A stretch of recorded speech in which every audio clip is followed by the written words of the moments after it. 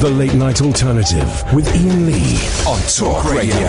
We have ways of making you talk. To its members of the Canadian Music Hall of Fame, the Barenaked Ladies. It's been 1 week since you left me. Tuck your head in the side and said I'm angry. 5 days since you laughed at me, saying get that together, come back and see me. 3 days since the living room. I realize it's my fault, but couldn't tell you. This is day you've forgiven me, but it'll still be 2 days till I say I'm sorry. Hopefully I'm almost a good wing, cause I make you stop think. You're looking at that for me. Some fish to the dish of a while like Chinese, just I like sushi. Never touch a frying pan hot like wasabi when I bust rhymes. Sweet like the and lime. Some bottom value. Bird can't got the mad hits. Trying to match wits.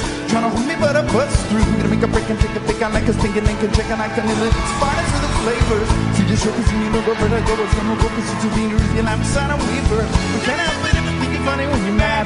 Trying not to smile though I feel bad. I'm the kind of guy that laughs if you don't can't understand what I mean. Well, you still will. I have a tendency to work my mind on my sleeve. Have a history of taking off my shirt. 1 week since you looked at me. 2 years on the air since you crazy.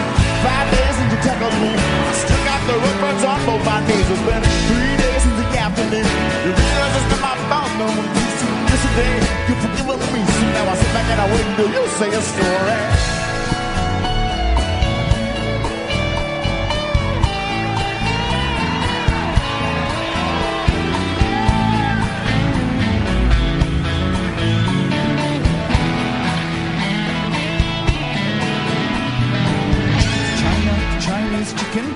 China, the Chinese chicken, chickadee China, the Chinese chicken, chickadee China, the Chinese chicken. You have to drumstick, brain stops sticking, watching X-Files with the lights on, weird on the laser.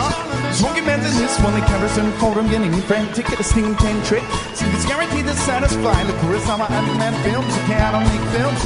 You did have a samurai, you get a set, better cups, you land the comet, tiny numbers, some minds on orange, line up the backswing. Get into me, sending looking like a tuner's got the boom, anime babes, maybe think the wrong thing. I can't help it if you think you're funny when you're mad. Trying hard not to smile or feel bad. I'm the kind of guy that laughs at a funeral. Can't understand what I mean, you soon will. I have a tendency to wear my mind on my sleeve. I'm history of blues on my shirt. 1 week since you looked at me. Left her on the side and said I'm sorry. 5 days till I laughed at you. Said you just did just what I thought you were gonna do. 3 days since the living room. Realized I'm supposed to blame for what we do yesterday. You dishonored me. So it's still been 2 days till we said we're sorry. Still be 2 days till we say we're sorry. Here we go, here we go. Here we go. Still be 2 days till we say we're sorry. Not only did the Barenaked Ladies reform, I'm home of the Robbie. so did me and Kat. Boom. The Barenaked Ladies reformed at the weekend. And you know what? It was beautiful. And you know what? Andy Cregan. I'm shutting up for the second song as well.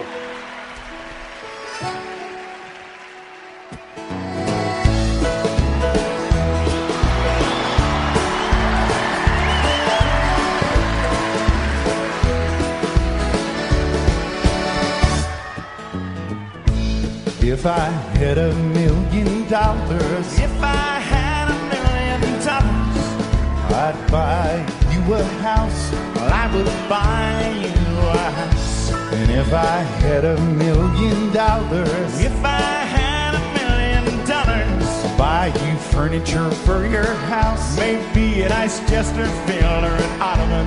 If I had $1 million, if I had $1 million, well, I'd buy you a cake car, a nice flying automobile. If I had $1 million, I'd buy your love.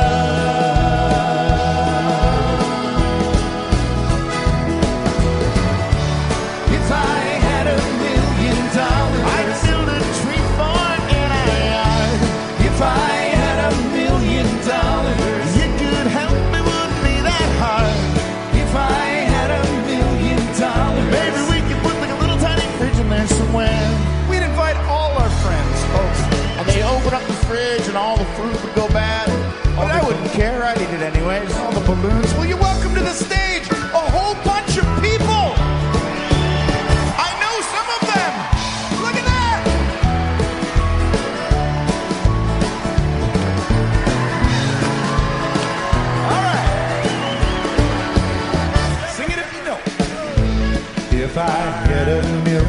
If I had $1 million, well, I'd buy you a fur coat, but not a real fur coat, that's true. If I had $1 million, if I had $1 million, well, I'd buy you an exotic pet.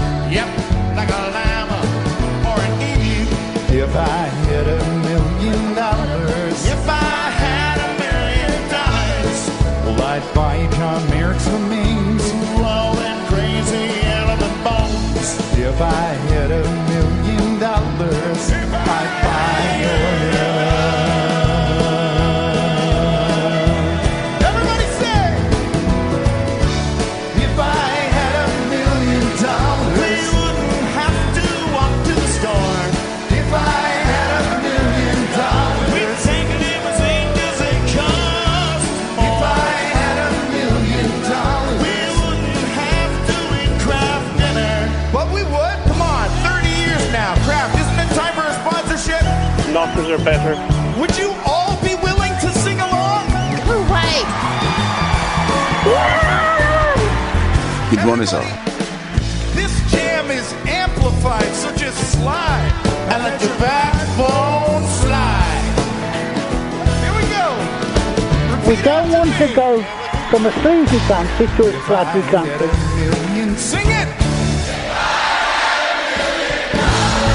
Well, I'd buy you a green dress, but not a real green dress, that's true.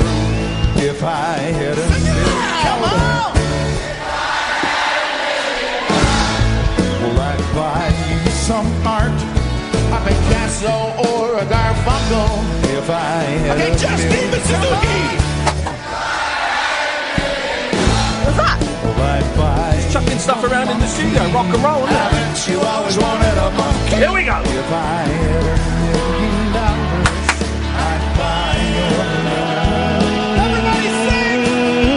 Everybody sing! If I had $1 million, if I had $1 million, if I had $1 million, when I had $1 million, if I had $1 million, Here we go. Best job in the world. I'd be rich. Thank you, everybody. Ladies and gentlemen, the Barenaked Ladies reformed this weekend. It's all over. There's no point in us doing any of this nonsense because they have already done it. Man alive! That made me so happy seeing those guys. They were having so much fun. Did you see it? They were having so much fun. Who knows? Who knows? There's a strong chance that maybe that fun was being put on for the cameras. You know, those guys... Is my computer on? Why can I not hear you, man? Why can I not hear you? Oh, because I haven't pressed play, that's why. Maybe they were putting it on for the cameras. Who knows? They're professional artists. They are, well, I nearly said prick teasers, and I don't know if they are officially, but that's all showbiz is, isn't it? It's just tickling the end of the penis for as long as you possibly can, leaving the customer to go home with blue balls. At least that's what I've always thought show business was. Am I doing something wrong? There's your clickbait headline for tomorrow, you sad sacks. So, I'm back. I had a week off, and then I had 2 nights off because, you know, and I'm here, and I'm feeling fired up, and I'm ready to go. And let's just see what the hell we've missed. Good evening, Chris. Good evening, how are you? I'm very well, Chris. I'm pumped up, I'm fired, I'm ready to go. What have you got for us tonight, Chris? Good to have you back. Well, I was calling with some good news, but to be honest, you beat me to it, because I was going to say, had you already seen the Barenaked Ladies? Oh, man, alive. I tried to get them. I was doing Good Morning Britain on Monday, and I tried to get them to include the Barenaked Ladies in the show business report, and they didn't, and I was a little bit discombobulated. I was a little bit thrown off the scent on Monday's Good Morning Britain, because Richard Maidley was there. I did see, yeah. I'd always thought... And Kath will back me up on this. Quick, can someone just tweet mirror celebs that I'm talking about something they might want to do, okay? I'd always thought that Richard Maidley had beef with me, Chris, because years and years ago on the 11 o'clock show, we used to take the mickey out of him and Judy. We used to do it, right? And then about 13 years ago, 13 years ago, Richard did an interview in GQ magazine where he said... one of the worst people I've ever come across is this guy called Iain Lee. He's mean and nasty. He's left TV and now works in radio. Well, television's gain is radio's loss, right? This is about 12, 13 years ago.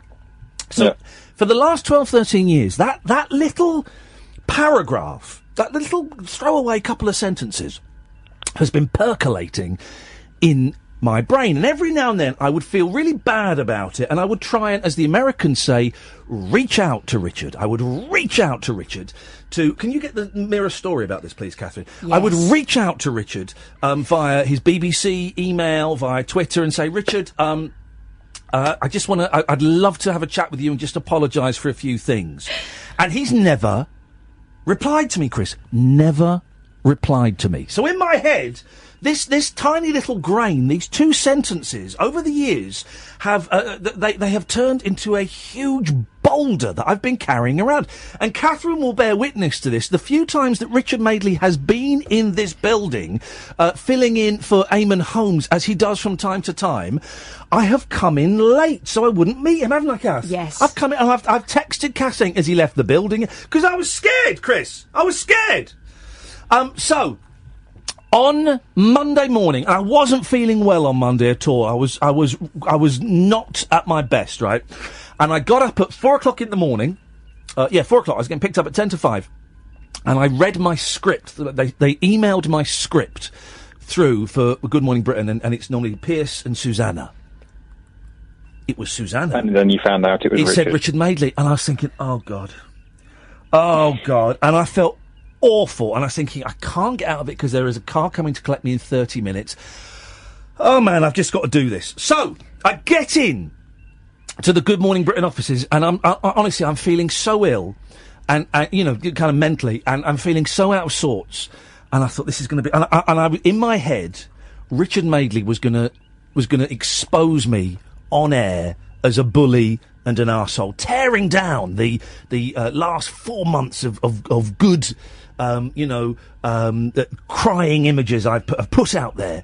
And he was going to show me to be the arsehole that I used to be. So I thought, I've got to get him first. Got to get him first, right? So I'm in my dressing room. I've got my own dressing room. It's Richard Arnold's, by. And Richard Madeley walks past. Right? I've never met him before, never seen him. He walks past. I went, oh, God. I've got to go and do it. So I stood up, and I walked out to the corridor, and he'd turned around and was coming back to me. And he said... Iain, I'd like a word with you, please. I think, oh, jeez. I said, Richard, listen, before you say anything, I owe you a huge apology.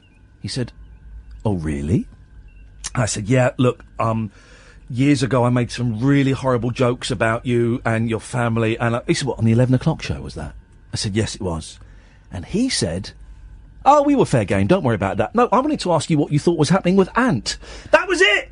And I was like, oh my God! And and the thing that had been my big, massive thing for the last 12, 13 years that has crippled me with fear, has prevented me from walking into my own workplace out of cowardice, was nothing to him. But then I went on screen with him. And Susanna Reid said, oh, look, I just discovered that you two have never met. Cue Daily Mirror story, Catherine, which you're going to read out for us, please. Hilariously. This is the story that went online minutes after I'd been on air with Richard Madeley. This is Daily Mirror, the intelligent tabloid. Here we go. Here we go. Headline. Richard Madeley asks Iain Lee to leave GMB studio after comedian apologises for... mean and nasty comments about presenter's family. So the clickbait headline is, Richard Madeley asks Iain Lee to leave? God, this is going to be uncomfortable. Richard Madeley told Iain Lee to leave the Good Morning Britain studio today after they settled their differences live on air. Uh-huh. The stand-in presenter, who is filling in for Piers Morgan, met the I'm a Celebrity star for the very first time. Hi. Co-host Susanna Reid said, we just realised this is the first time Iain has met Richard Madeley and it's causing quite a stir. Yep. Richard and Iain were forced into an awkward encounter due to his remarks on satirical late-night comedy series The 11 O'Clock Show, which ran in the late 90s. It started... All right, yes, but mainly it was in the 2000s. Carry on. The talk radio DJ... Hi. ...apologised for being... very rude about Richard's family and admitted his comments were mean and had a nasty tone. Yep. Said that. A picture of you with your mouth open. Whoa. Picture of Richard Madeley with his hands sort of holding an imaginary bunch of grapes. Okay. Or is it a bunch of fives? Who knows? Let's read on. Who knows? Iain said, I feel I know you. We've had words before because I was very rude about you and your family on The the words before were literally in the corridor 25 minutes earlier. You mean a chat? Yes. Because I was very rude about you and your family on the 11 o'clock show years and years ago. I was really mean. Thankfully, there was no bust-up live on air. Thankfully. Come on, Mirror, you would have loved it. As Richard told him, comes with the territory, and always forgiven. Iain continued, I loved the 11 o'clock show. I was so proud of it, but there was a nasty tone about it. Yep. Picture of you guys all sitting around the table going, it's okay. It's okay, guys. And one of Richard again sort of putting his And that hands was together. it. And that was it. Richard replied, you have nothing to apologise for. Yeah. It's showbiz. It's a story about nothing. It's a story about nothing. Susanna claimed... How did they get the headline, ask you to leave? Well, because Richard said... Right, I think Here we go. There we go. Let's not spoil it. No. Susanna claimed it was a historic moment in broadcasting as the pair made up, but then the mood changed. Did it? Richard said, you were doing your job, it's fine. Can you leave now, please? And I then jokingly said, it'll be the second TV show I've walked off this month. Anyway, here's the showbiz news. That was it! The rest of the presenters burst into laughter after Richard's joke. It turns out, Richard Madeley is just the nice... He's as nice as you'd imagine, if not a little bit nicer. He was certainly, and I'll say this now, and I'd say it to his face, so gracious to take my apology. So gracious. When he could have said, oh yeah, I remember that, or, oh, I'd forgotten about that, but now, yeah, that really hurt, or... nothing. There was no snark. There was no comeback. There was nothing. It was don't worry about that. What a gracious gentleman. Honestly, I'm so thrilled that I got to do some bits and pieces with him, and he was so gracious. He's probably quite relieved that you hadn't mentioned the poppy ad at you in the GQ magazine. Yikes! Anyway, Chris, I hope that clears up your problem. Yes, fantastic. Thanks for calling. 0344 499 1000, the Late Night Alternative. We're back. The Late Night Alternative with Iain Lee. Unfiltered night talk with the original king of unconventional conversation on Talk Radio. We have ways of making you talk. I'm on Good Morning Britain tomorrow morning, and I'm planning to murder Susanna Reid, so watch closely for that. Let's see if the papers pick up on that one. 0344 499 1000, the Late Night Alternative with me, Iain Lee. I've been away, I'm back. Catherine Boyle has been here the whole time. Yeah. Fan Dabby Dozy indeed. And we have just watched, me for the umpteenth time. Umpteenth? Yeah, go on. Umpteenth time, and you for the first time, which for me is the best of all Mike Leigh's plays and films and television and movies and things. Nuts in May. It's just perfect in a way that I think Abigail's Party isn't. Abigail's Party is great and is brilliant. I do think some of the performances are perhaps a little... They may be turned up to 10 or 11 when they could be dialed down to 7 or 8. They're a bit extra. A little bit extra. But Nuts in May, I think, is absolutely spot on, perfect. The trouble is, after sitting there watching, and I've not seen it all yet. Yeah, we've got about last 15 minutes to go yet. He's bleeding crying, he is. Can't stop talking like Candice Marie. Well, that's right, Candice Marie. Now, you need to do it 72 times. It's just, if you've not seen it, right, switch this rubbish off. I mean, this is nothing. Go and watch Mike Leigh's Nuts in May. And I'll tell you what might put you off your stroke a little bit is it's very, very slow. If you like The Detectorists, it reminded me of The Detectorists, actually. In just that there are long stretches when nothing's said. A lot of the humour's in the looks. It's completely ignoring you, Keith. It's just little... It's so wonderfully done. So wonderfully done. And we've watched that, and we've got to watch the last 15, 20 minutes of it tomorrow. But such a joy. I have watched... When I was away last week in Wales, we didn't watch as many crap films as I wanted to, but we watched some, including... We only watched the first half of this, so if anyone's seen the second half of this, please phone up and spoil it for me, because I ain't going to get round to watching it. A blaxploitation movie called Black Shampoo, okay? And it really is something else. It's about this hairdresser called Mr. Jonathan. The name Jonathan is said 62 times in the movie. Oh, Mr. Jonathan. Oh, Mr. Jonathan, that's so good. And he basically romps his way through his clientele, and then the woman on who the receptionist gets kidnapped by the mafia, and I didn't see this bit. He goes after them with a chainsaw. Probably, he does have sex with her actually before she gets lots of sex. And there's one scene where he goes to a lady's house to cut her hair, and her 2 young teenage daughters are there, and they strip off and start having sex with Mr. Jonathan. Oh, Mr. Jonathan, you're so good. And then Mum comes out and says, then the teenagers jump in the pool because Mum can't swim. And then she starts having sex with Mr. Jonathan to show the girls where they're going wrong. Now, my mum always had a mobile hairdresser. That never happened. What a movie! 0344 499 1000. I should warn you now. It takes about 3 or 4 shows for me to get back into my stride, guys. So let's keep these calls coming, shall we? Let's go to Tony. Good evening, Tony. Hello, Ian. How are you? I'm very, very well, Tony. What have you got for us? I've got 3 things for you, if I may. Here we go. Let's have it. One is a catch-up. I called you a few weeks ago. Tony's not my real name. I had a lot of crying down the phone to you, if you remember. Okay, yes. Oh, I blocked you on Twitter yesterday for being a dick. Yes. Say again, sorry? I blocked you on Twitter yesterday. This is not a complaint, by the way, at all. Okay. But yes, I called up. I was about DV, and I was yes.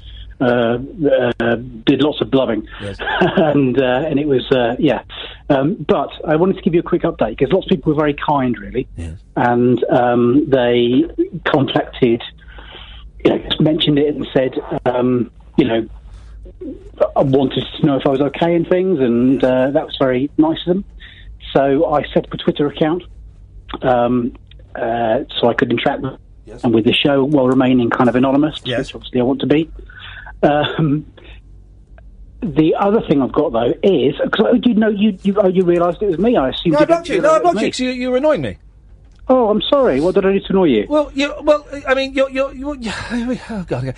Here's the thing: if what you tweeted me was a joke, jokes don't work on Twitter. Of course. Well, okay. No. You say of course, but it wasn't obviously a joke.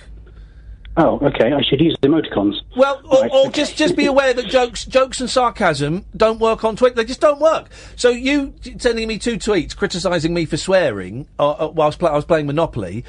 It just looked mean. So if it was a joke, then okay, fine. Very much a joke. Okay, well that's great. That's greargreat. But we've all learnt something. But jokes like that don't work on Twitter. So just, okay. Yeah. I think I said effing and jeffing was the phrase I used. Yeah, but I say effing and jeffing a lot. So here's the thing about Twitter, right? And here's the thing about Twitter. And I'm getting really close to having a profound. I'm getting so close to having something profound about computers and technology, and it's as vague as that, but I'm not quite there yet, but I'm getting very close to it. I'm so close to it. And here's one of the things about Twitter.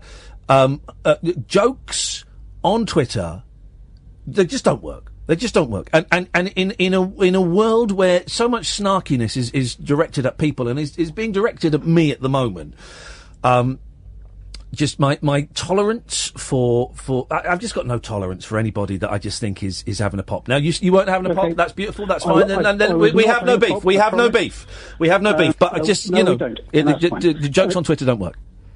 Okay, that's fine. Hang on a second. I'm building up to something here. Jokes on Twitter don't work. As I tried to tell my dog yesterday, but she was too busy Zeke-heiling. Yeah.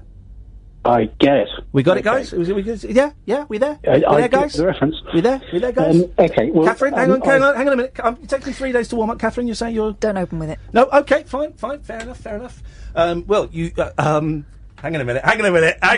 No. Hang on a minute. I've got to be careful because I don't want to go too far, but we've got the... Okay, hang on a minute. Well, you think that was bad. You should have seen what the cat was up to. Leave it there.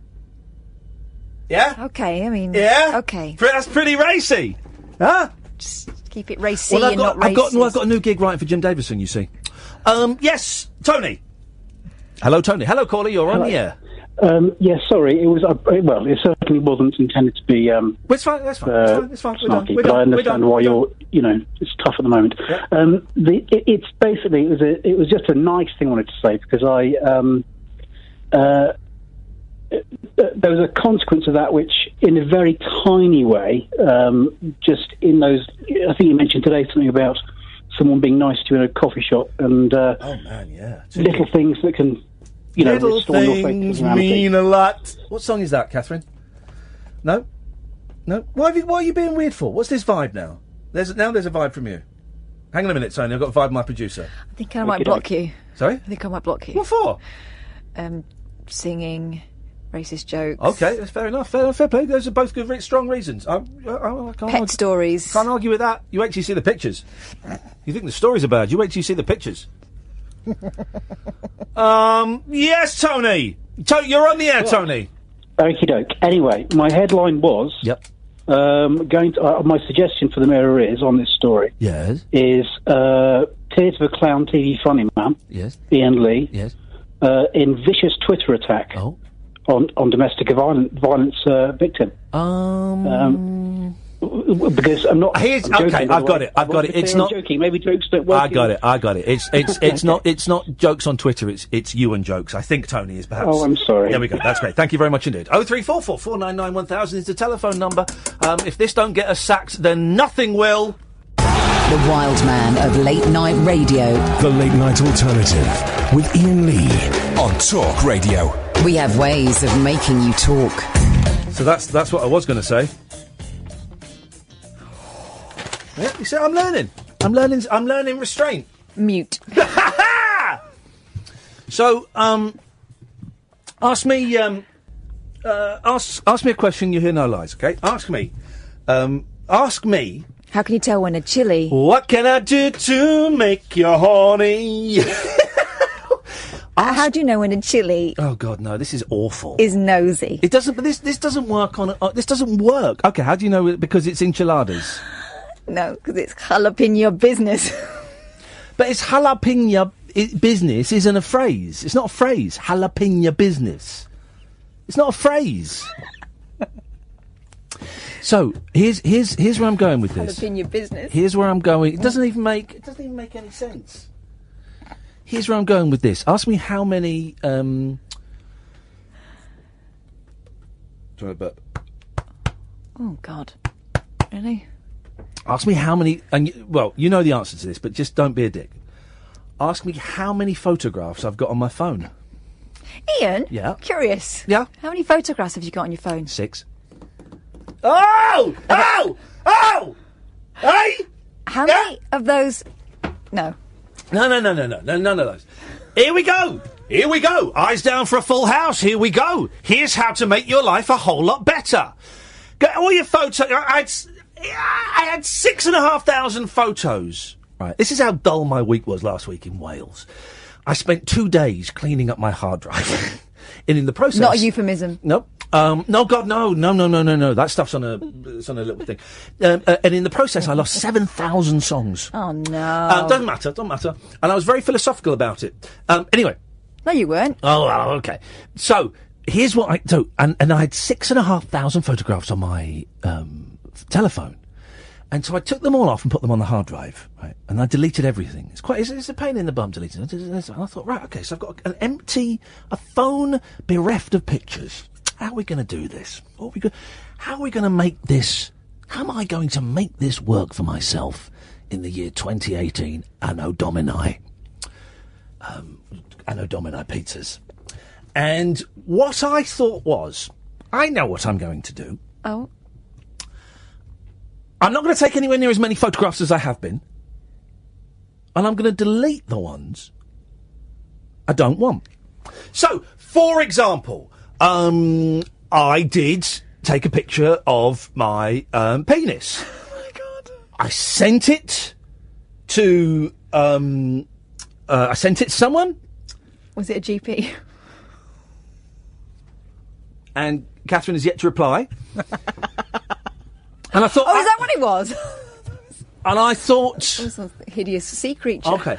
And that's rude. And I thought to myself, well, I've got the original article in my pants. Oh, God. At home, bizarrely. I'll explain that on another show. I don't need to have this photograph on my telephone. So I deleted it. I went and saw my kid in a play yesterday. took some photos of it, and I thought, oh, Jesus, really? I deleted them. Because you got the actual kid. Sometimes. I didn't. I kept some of those photos. But I went through them. I took about 15 photos, and I kept 4 of them and a video, which was shot in 4K. Blimey, what for? I don't know. So here's the thing, right? I'm going to keep the photos I want. Yeah. And the rest I'm going to get rid of. I'm going to do it at the time. Because everyone goes, I'll go through this later. But you've got pictures on your phone of, like, a dinner that you had months ago. You got a picture of, like, a snowdrop. You've got, like, a picture of you and some bloke who you thought looked a bit like your mum's boyfriend. All of that. You don't need that stuff. Get rid of it. Get rid of it, guys. And it will feel a lot lighter in your pockets. These are... Your phone or your... These are Iain Lee's life hacks. Life hacks with Iain Lee. Oh my God! We're doing life hacks tonight. It's a life hack special. My life hack number 1 is to get rid of all the photos on your phone. Life hack number 2 is to and you enjoyed this because I had to clear stuff off of your hard drive because your memory was not almost full, it was full. And you couldn't even download a program that would have helped get rid of the stuff on your memory because your memory was full. So I went into your hard drive and I deleted all the stuff that you wanted deleted. And it's good, isn't it? It's excellent, yes. It's great fun. How do people, the general public, if you will, how do they do that? I'm not here to help these idiots. Oh. So I thought that was life hack number 2. Tonight's show is life hacks. That's what we're going to do tonight. Life hacks. 0344 499 1000 is the telephone number. And I'm hoping that someone can give me a life hack. Because here's a problem, right? This is the last great taboo. It's the last great thing that no one likes to talk about. Yet we know behind closed doors this is going on. Sometimes not even behind closed doors. Sometimes this is happening out and about, okay? It happens with me. But it happens with you, Catherine. Bet you do it. It will certainly happen with you. I'm talking beard dandruff. What? I have got terrible, terrible beard dandruff. Right? I mean, it's terrible. Absolutely. I mean, geez. When I went to Wales on a Saturday night, and it was snowing when I got there. And it was. Was it though, or was it your beard? This is the point I was trying to make, Catherine. You've just ruined lovely 2.5-minute monologue I've been working on for the last 10 days. Doesn't matter. So it's great to have the team back, isn't it? Huh? It's just great to have this. We're just vibing off each other, guys, and none of this stuff is rehearsed, and I think that's the problem. We'll talk about that after the show. So thick beard dandruff. I mean, embarrassing stuff. I've also got dandruff in my hair, and it dawned on me. Well, just hang on here a minute, partner. Hang on here a minute. I've had dandruff in my hair. 20 years. About 20 years. About 20 years, I was saying. And I've been using Head & Shoulders for 20 years. Aha! So, you're not supposed to use dandruff shampoo you're supposed to use it infrequently, right? So I've been using Head & Shoulders, the anti-dandruff shampoo, for 25 years non-stop, and I've had dandruff for 20 of those years, okay? My beard, sweet Lord, it's like, when I'm in a restaurant, I think I've knocked over the salt cellar. It's everywhere. So, guys, this is it. If you've got a beard, you've got the dandruff. Right. How the hell do we fight this? I went online and I looked, and it said rub lemon juice into your chin. Yeah, you got to brush it. No. You told me about the brush, and then I nearly went to buy a beard brush for 15 quid. The beard brush is only part of the solution. Beard brush doesn't get rid of the dandruff. And tonic.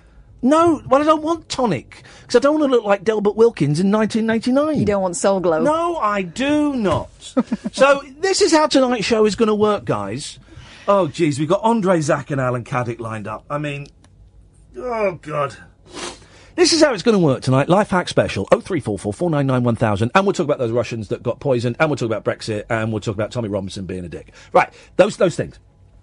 No, we won't talk about any of those things. He got kicked off. Tommy Robinson got kicked. Je suis Tommy. Oh, you're not. Je suis.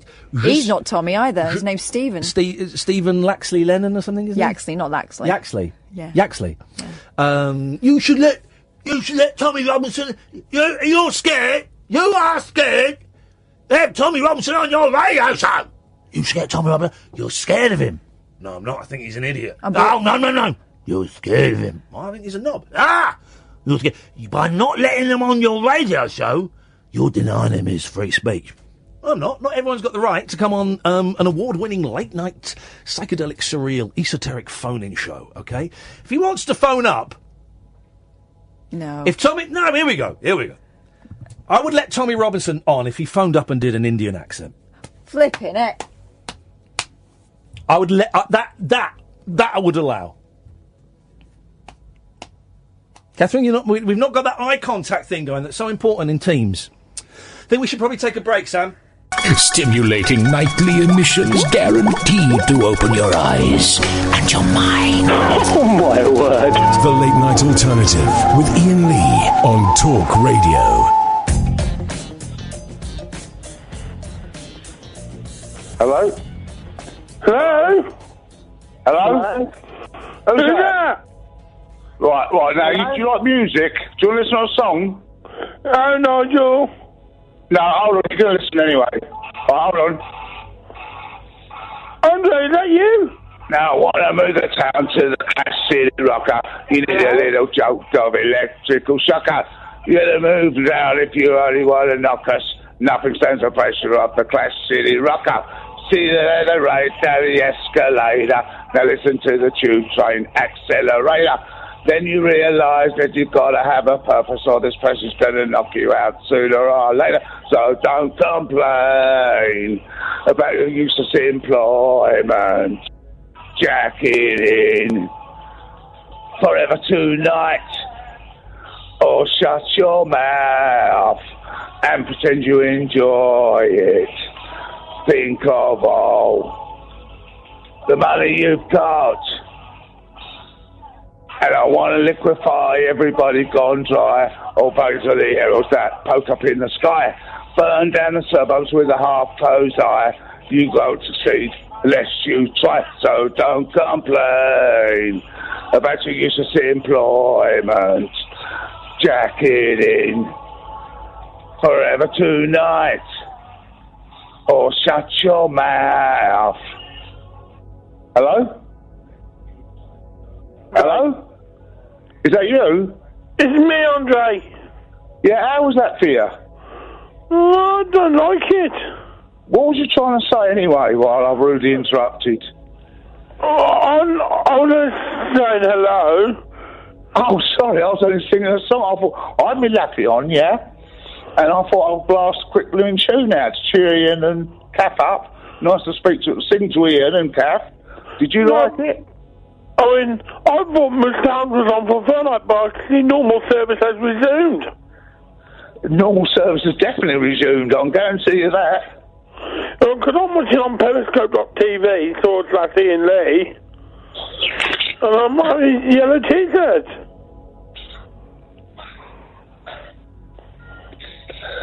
Hello? Hi, Andre. Hello? Is that you, Andre? No. Who's that? Jack? Hi, Jack. You alright? Have you stolen your mum's phone yet? What? Have you stolen your mum's phone? No. So you're not young Jack? No. What do you want to talk to Ian about? Don't know. Well, we set the agenda, and I want to talk about the Real Full Monty. Cool. Did you watch it? No. Because they're doing another one tomorrow night, and it's the ladies who are in the accent. I think they're trying to raise awareness for breast cancer. Hello? Hello? Oh, Jesus. Yeah, this is awkward. What is wrong with your phone, Zach? Nothing. It sounds crap! Well, it's not that bad. No. Listen, I'm a professional broadcaster. It sounds awful. We can't hear you. Well, I can hear you. Do you know what? That's not the point of the radio, right? Well, it is to a certain extent, but that's not the point of the phone calls to the radio. I need to be able to hear you, otherwise the boys and girls at home can't hear you. Well, yeah, I know that, but and I can't hear you, so the boys and girls at home can't hear you. Yeah, well, I know that, but I can't get my microphone put onto my... Get a phone! Use a phone! Use a bloody phone! Not put this microphone on. Use a bloody phone, boy! All right, fine. Thanks very much for calling. 0344 499 1000. Iain Lee's Life Hacks. Vixen socks. Sorry? There's a life hack for you. That was my nickname at school, Vixen Socks. Vixen Socks. What was that noise? I'll tell you who I want to kill. Every time I see them, and I just want to kill them. I saw one today, and I thought, wow, jeez. It's men, it's always men on laid-back bikes. You know the laid-back bikes? You know the laid-back bikes where they're like about 6 inches off the ground, right? You know? Show-off bikes. Yeah, and because I tell you what I saw the other day. Did I see it in real life, or did I dream it? I saw it I think I saw it on television, right? And I'd never seen it before. I'm going to say something to you that I don't think you've ever seen before, right? And it was one of those things, when you think about it, when you see it, you go, I've never seen that before. Oh, that right. It was a bloke getting on a penny farthing. Have you ever seen it before? Does he use a mounting board? No, he sort of had to... I'm sure I saw this on a TV programme. It wouldn't have been in real life. Did he cock it down? No, you've sort of got to get the bike going, and then you've sort of got to jump up. Honestly, I'd never seen it before. And I watched it and went, all right, that's how they do it. It's brilliant. Absolutely brilliant. Bloke climbing on a penny farthing. Guys, hit the YouTube. Go and find that. That's what life's all about. But you can do it. Find a bloke getting on a penny farthing. Honestly, you've never seen anything like it. It's like Kath and I were in a Chinese restaurant yesterday, and this was fun. We were in a Chinese restaurant. Do you know what they had up on the wall? Billy Bass. They had a Billy Bass up on the wall. I thought you were going to say John Nettles. No. Well, they did have John Nettles on the wall. They also had a Billy Bass. And I said to Catherine, oh, look, there's an original Billy Bass. They're worth about 200 quid now. She went, what, really? I said, well, that one, maybe it's a little bit battered. If it was boxed, you'd be close to 300. Really? No, of course not. They're Billy Basses. They were knocking them out down the market for a £5 at the end of their lifespan. I'm watching a man get on a silly bike. Go on. It's incredible, isn't it? He's talking us through it. Just get on it, mate. Just get on it. Get on the penny farthing. Right. Penny farthing. Oh, has he got a little, it's got trick nuts. Yeah, but you've got to get the bike moving, because it's only got 2 wheels. Get on it. Here we go. Up. Whoa. What an idiot. Imagine being his neighbours. Who's the biggest idiot? Penny farthing guy or unicycle man? It's close. Yeah. It's close. I'd like to get the stinger out for both of them. I'd like to see them joust. But joust with those electric fly swats. Right. Can I throw someone else into the mix? Yeah, sure. Those people on those electric one-wheeler things. Oh, God, yeah. Oh, God, yeah. Oh, yeah. So... And yes, grown men that do wheelies through traffic. Oh, that's... and also men that cycle with no hands to this very day. Yes. No. It's all right doing it when you're 14 because you think, well, this is pretty cool, right? When you're 24, less so. Yeah. I know I can keep this energy up for the whole show. I didn't think I'd falter at the first hour. Oh, you gone? So the laid-back bikes, right? So you're 6 inches off the ground, and you're lying down on your back, right? It's all like C5 technology, and I think now is the steering wheel under your arse? Yes, I think it is. It is, isn't it? You steer under your arse, so your feet are pedalling. So you're lying down like this. Why are you doing that voice? Oh, because I'm a very posh gentleman, and I've just got my first laid-back bike, and I'm going to take it out for a spin.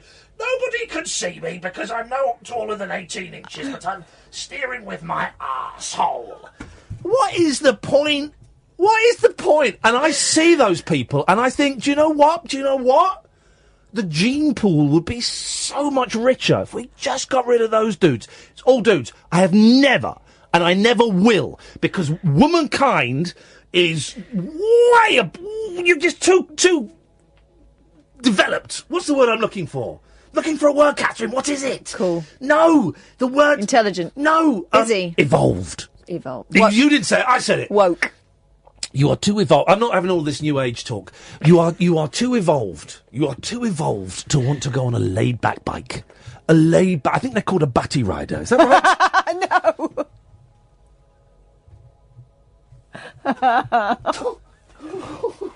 You sure? You sure about that? You sure they're not called a batty rider? I'm pretty sure, yeah. I see these guys just lying on their backs with these batty riders. And I just think you guys don't deserve this. You don't deserve the same oxygen that I breathe. Hashtag Iain Lee Life Hacks. I wonder if they have to pass the cycling proficiency. No! No one has to pass a cycling proficiency. What? No? Yes, you do, if you want to ride your bike to school. Can I just say, guys, cycling proficiency at my school, when I was 10, I got the best in the county. I got 92%. Thanks very much indeed. Pretty awesome. Guys. Yeah. Did you also have a pen permit? Because I did. Sorry? A pen permit. What's that for? If you want to go from pencil to pen at school, you've got to have a pen permit. No, I went rogue. What? I just picked up pens and started writing with them. God, last week's shows must have been dull. Right, so that's who I want to kill. 0344 499 1000. Who's with me? And, what are you doing on Saturday? Imagine that, right? Imagine that. If after a week and a half away, where, rumours of my mental collapse have been and all of the clickbaity things, right? If I then arranged on Saturday afternoon to meet everyone to cull batty riders and their laid-back bikes. Imagine the foolery there would be. But seriously, Saturday afternoon, I'm free, the family are away, I'm up for it. Let's meet somewhere central, and we'll take scythes. I'm not helping you bury the bodies this time. Oh, God, no. Scythes would be great, because it's very low-hanging fruit, isn't it? Yeah, and they are lying down, so... So, in the first hour of the show, I think we've solved the problem of batty riders, and we have offered an invitation to Tommy Robinson to come on the show, only if he calls us with an Indian accent. And I've realised that making jokes about my pets being neo-Nazis ain't going to win me no awards. 0344 499 1000 is the telephone number if you want to give us a call. This is the late night alternative with myself, Iain Lee. She is called Catherine Boyle. Have I got that correct? No. Okay, give me a different name. No. That's I need to see your papers. Oh, again, no, didn't mean it like that either. Right, let's just go to the break now. Across the UK, online and on DAB. The wild man of late night radio, Iain Lee. Differently interesting nocturnal emissions from a legend of late night radio. On air and off the leash. The late night alternative with Iain Lee on Talk Radio. We'll get you talking. Okay, I'm going to ask the question that no one here has had the guts to ask. Why do all our newsreaders sound weird? Why do they all sound weird? They do, don't they? Be honest with me, Catherine. I think it's because they're talking properly. Well, we've got the other fella who adza, the letter A. He's like a Mario. He says, there has been the car crash. Princess Diana has died in the Paris. He does that fella, right? And there's that bloke talking there. He won't be listening to us. He'll be listening to Talk Sport. He sounded like he was asleep. What was that about? You were spoilt though, weren't you? You had a very excellent newsreader back at Three Counties Radio, back in the early days. Serena Farrow, yes, I did. She was great, and she's managed to get her over here. She does some shifts here now, which is absolutely wonderful. Serena was absolutely top notch. News reading, delivery, perfection. The perfect news. I didn't mean Serena. There we go. So. 0344 499 1000. Do you know anybody who rides a laid-back bike? And do you know what route they take and where they'll be on Saturday afternoon? 0344 499 1000. I've written down here men who look like... I've deleted all of my pictures on my telephone, which makes me better than you. How are you going to try and be better than me? 0344 499 1000. beard dandruff, clickbait, murdering Susanna Reid, and Wild Wild Country. All of that to come up soon. The phones really are sluggish this evening. I can only blame that on the fact that we are not discussing the breakdown of UKIP. We will be after midnight, though, guys. Don't you worry about that. Let's go to Reese first. Good evening, Reese. Oh, good evening. How are you? I'm very well, Reese. Well, I guess we're all right. We're at the side of the road currently in Essex. I don't know if you know Stafford Malden. It's me and my mate Will. I know Will. Yeah, of course I know Will. Yeah. All right, yeah. Will. Will! How you doing? Hey, Will! That's all right. Hey! Basically, mate, we're at side of the road. I don't know if you know anywhere in Essex, if you know sort of Stansted Airport. We're near a place called Stafford Malden. Right. Currently sitting in a car. I basically went into a pothole, came out, got a flat, and we've been waiting there for about 2 hours. Well, hang on a minute, guys. You got one flat tyre. Yeah. Right. There's no spare before you are. This is the thing with cars in the last 5 years. They don't put a spare tyre in the back, do they? You get one of these kits that's supposed to fill the hole and get you home, isn't it? Well, I don't know where he's at the minute, to be fair. Sorry? We're going to get a call back of, where we're going to, this flatbed apparently. The problem is, neither of us know how to change a tyre. To be honest with you, I'm pretty sure no one my age have any idea how to take a tyre. Right, hang on a minute. Shut the front door, you two losers, you two slackers, you broken Britain, Brexit, you Brexit boys. We're not Brexit boys. You're Brexit boys. Remainers. You're Brexit boys. Remainers. Whether you like it or not, you're Brexit boys. You will eat my Brexit for your breakfast.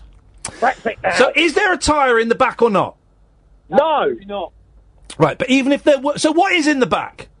There's my bag at the minute, there's my coat, and there's just some... I don't know. You know the tyre is supposed to be under the base of the boot?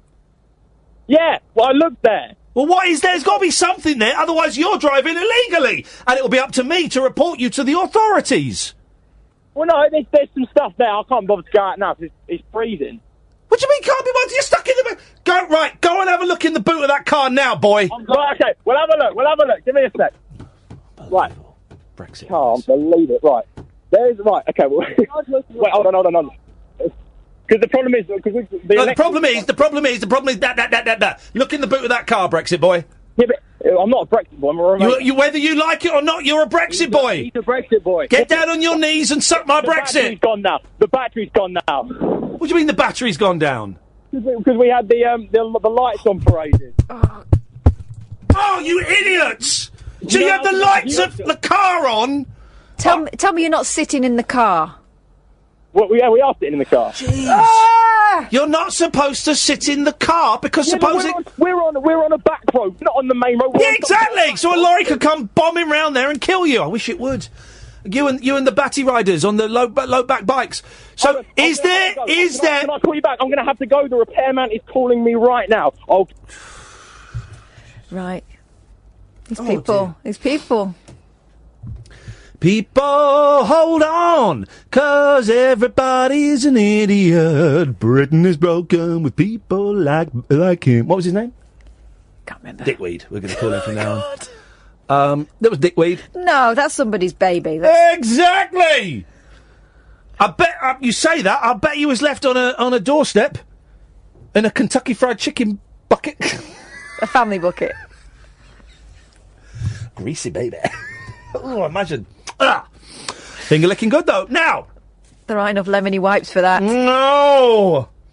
Let us go to... Who was that, actually? Because we should be grassing him up to the authorities. Oh, don't worry. Yeah, sure, whatever. Give it up. Yeah. How long did this show go on for, remind me? Flipping ages. Oh, you're joking. Good evening, Dredge. Iain Lee, 275 and 285. Iain Lee, National Radio Talk. That's what I like. Enthusiasm. You can't buy that. Do you know what I heard there? Chutzpah. Chutzpah. What are you on, Lucas Aid? I'm on Jesus. I've got Jesus living in my heart. Well, that's nice to know. Yep. He's not paying any rent, though, so I'm going to have to evict him. Wowzers. I'm just excited to be back and working with people that I love. I like Sam a lot, and I've missed him. What's he like? He's a pain in the arse, to be honest. He's ratty, very ratty. He's a ratty boy, isn't he? He's a ratty boy. He's like a little rat, just scurrying around, a little bit of bum fluff under his where a moustache would be. Eating out of bins. Yeah, just cheese. He's got he wears those fingerless gloves and a top hat, but the very top bit of the top hat is kind of ripped off a little bit. Do you know what I mean? Like a chimney. I knew you were going to say top hat there. I don't know why. Well, all right, let's do this. Right? Because something flipping weird happened to me today, right? Someone mentioned earlier on that I was in Costa, and a lovely young lady called Julia saw me in the queue in Costa. She went, "Oh my God, I think you're brilliant." Sorry, who's that? Someone wants to show you their amazing new website. I don't want to see anyone's amazing new website, right? So, and she was really sweet, and she gave me a hug, and she said, "I really enjoy what you do. I enjoy the show. You keep on doing what you're doing." Da, la, la, la. Okay, great, lovely. Then as I was sat in Costa, doing a little bit of work, trying to find somewhere to live, and a bloke came over to me, grabbed my hand, gave me a very firm handshake, and started reciting the Serenity Prayer to me. Boom. I was there. I was like, "Whoa, dude, thank you, man. It's exactly what I needed at that exact moment." But here's the thing. I have to set you back a little bit further in time. Okay. 2 days ago, I was driving down a specific... I'm going to change the names. I was driving down a specific road in Slough, right, that I used to walk down to go to school. A lot of Polish shops there now, big Polish communities, a lot of Polish shops. And I stopped outside, in the traffic, outside a Polish supermarket.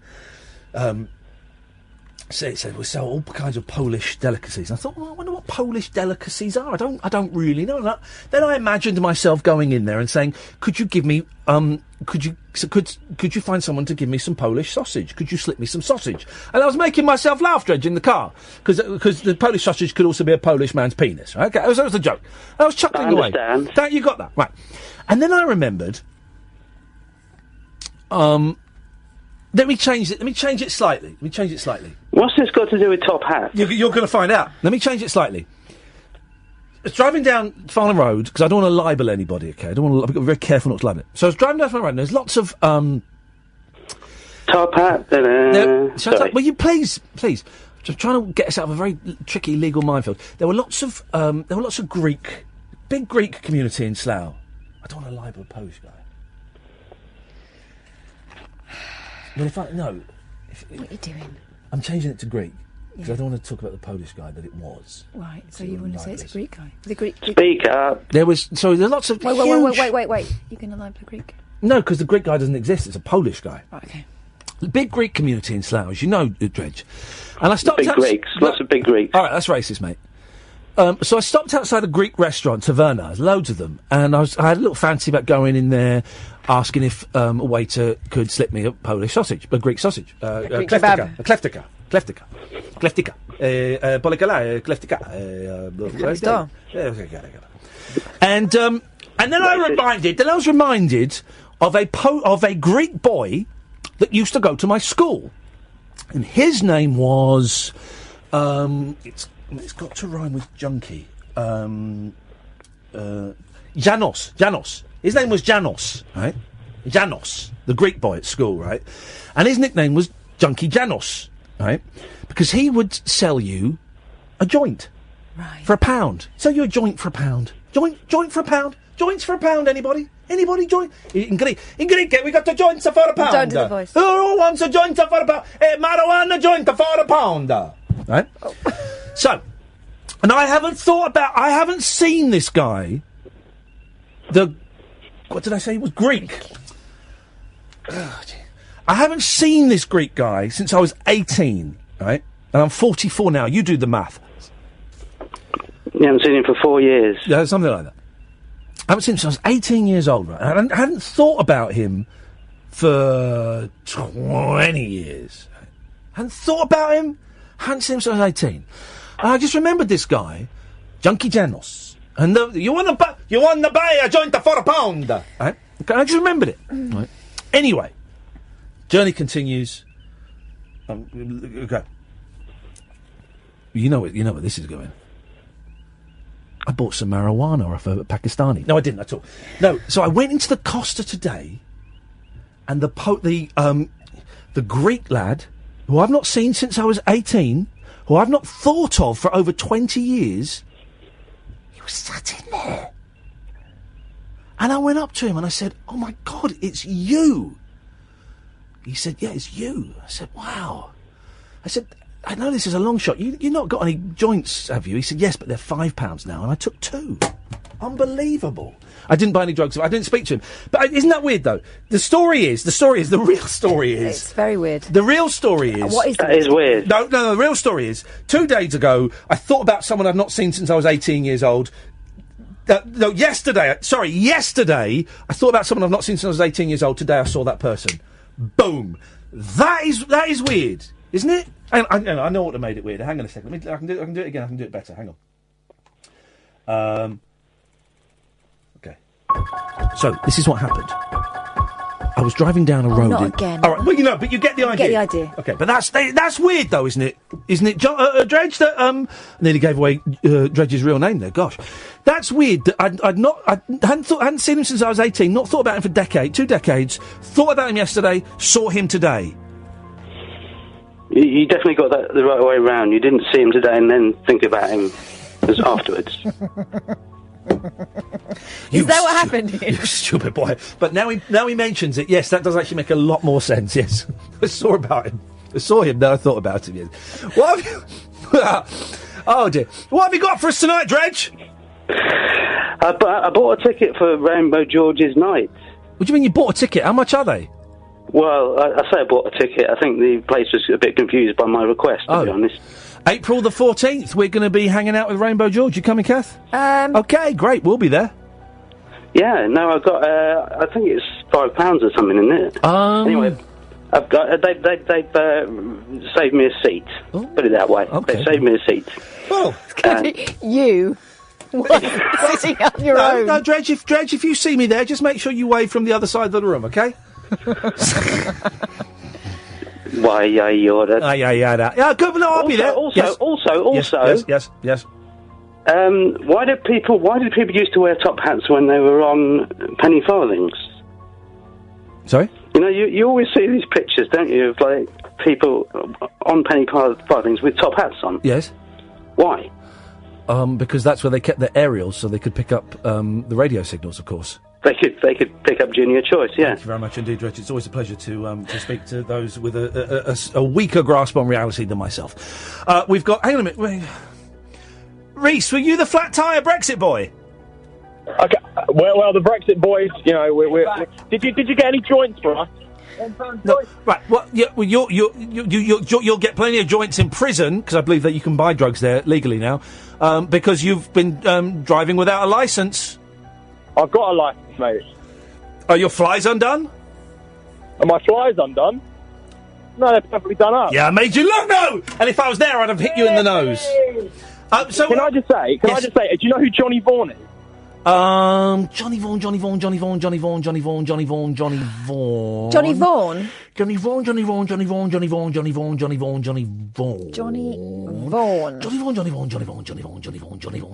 like, you just sound like him a little bit. Johnny Vaughan.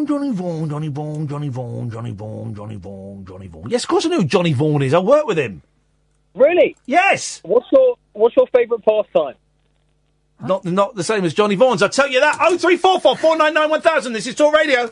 No rules nocturnal nattering for nightbirds, nurses, and Nosferatu. All right, cool. The Late Night Alternative with Iain Lee on Talk Radio. Here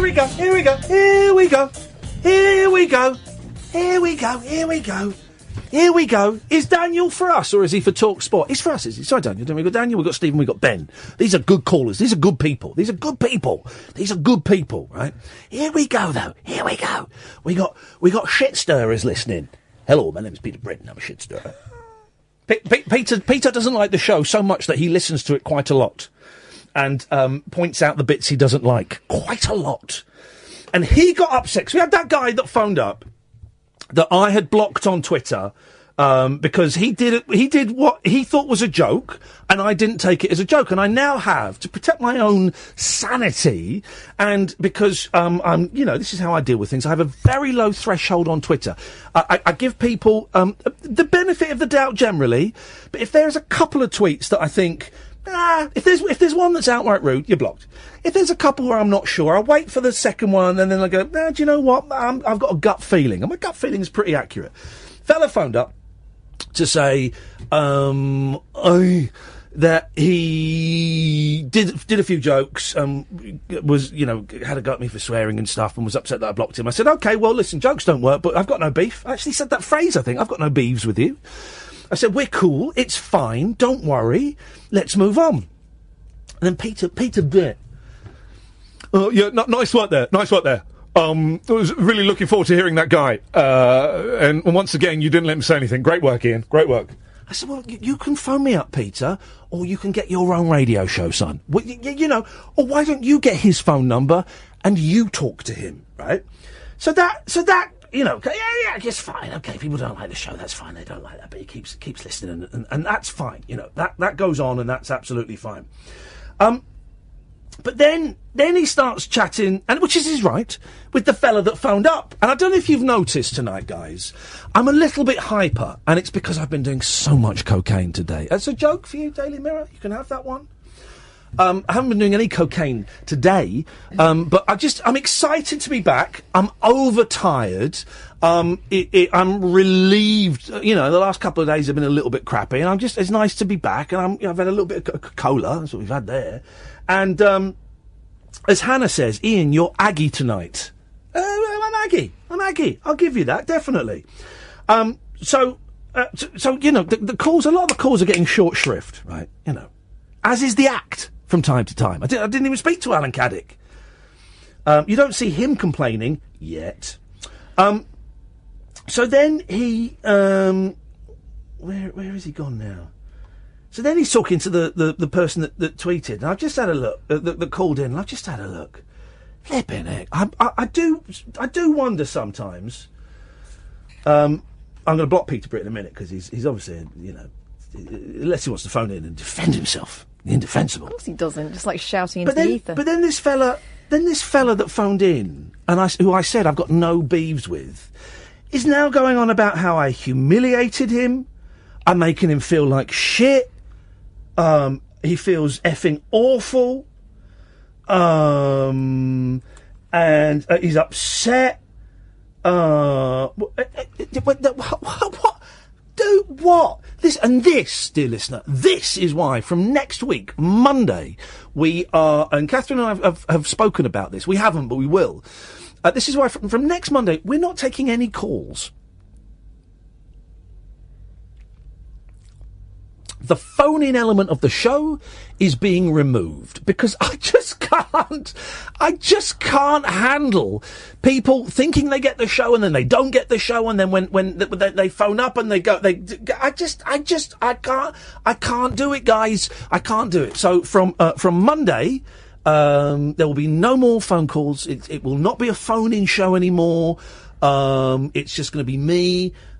Talking. Catherine will be talking, but I'm afraid, Catherine, you're going to have to submit everything you want at least 3 weeks in advance before we can. Just because I want to know everything, okay, guys? So that's your fault, Peter Britt. That's Peter Britt's fault, totally. And the person. We're calling it the Brit effect. It's the Brit ass, and the ass meaning ass.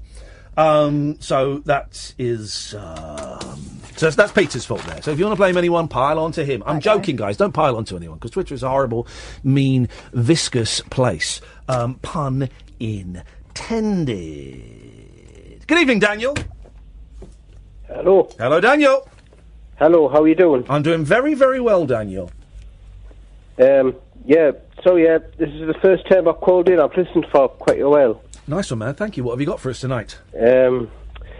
I just wanted to say something because I've seen you getting some slack on Twitter about, obviously, like your illness and that. Yes. And, yes. Yeah. I've suffered from that for quite a while. Yeah. I just wanted to say something about it.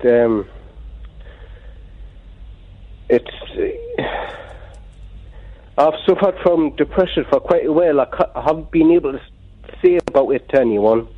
I've just dealt with it on my own. And seeing you being open with it, about it on Twitter, it's really helped me. It's on your show and all. It's really helped me. Yeah. It's really helped me get through it. You have really helped me get through it. Just talking about it on your show and on Twitter. Man, because here's the thing. That means so much, you saying that, Daniel, and I appreciate that a lot, brother. Yeah. Here's the thing. Because the fact that if I tweet anything about my head or my soul, or if I say anything on here about it, it gets into the, not even the proper papers. Sometimes it gets into the papers, and sometimes it gets into the online papers. Yeah. And so I'm now seriously having to reconsider how much of myself I share on the radio and online. I know, it's such a shame. It is. It is. It's disgusting how they've, sort of just turned it into, like headlines and... Well, they're waiting for the car crash. They got a car crash with ants. Well done, congratulations. They got that. They're waiting for the literal or metaphorical car crash of me. Yes, I know, yeah. And they all say that all the papers do is, we're really men's mental health. Yeah, well, men's mental health. Oh, men's suicide. Oh, men's suicide rates. Yeah. Oh, there's a bloke who had a problem with drugs and he's just getting divorced and he's on the edge. Quick, let's keep printing stories about him. And if we keep our fingers crossed, we might catch him drunk or we might catch him jumping off a bridge. That's what they want. I feel sick, man. I feel sick. It does, and it's a real thing. And I'm not saying I'm going to stop talking about stuff. In fact, there's an interview I did for Channel 5, like a film on Channel 5, that I think might be going out next week, because Dan Wooten from The Sun and from Talk Radio wrote quite a snarky piece about it, again, pretending he knows me when he doesn't have a clue who I am. I think that's going out in the next week or so, I don't know, but it does mean, and this is the thing, I've got to reconsider how much of myself I share, even though I know, I get people like you all the time, Daniel, saying how helpful it's been. You do help, you've really helped me, honestly. Just talking about it. How are you doing today, Daniel? At the minute, I'm alright. Yeah? Just being on you, I'm alright. Yeah. I don't know how I'm going to be tomorrow. But, honestly, just people like you talking about it in the media. Yeah. Knowing that people like you are suffering the same thing, it really helps us, it really does. Daniel. It disgusts me that the media are having to go at you. It's disgusting. It's weird, isn't it? It's weird, and this is completely alien to me. And I've had a couple of people get in touch today and say, "You're all right with all that?" And I said, "Well, I suppose I'll get used to it." But I shouldn't have to get used to it. What's the one?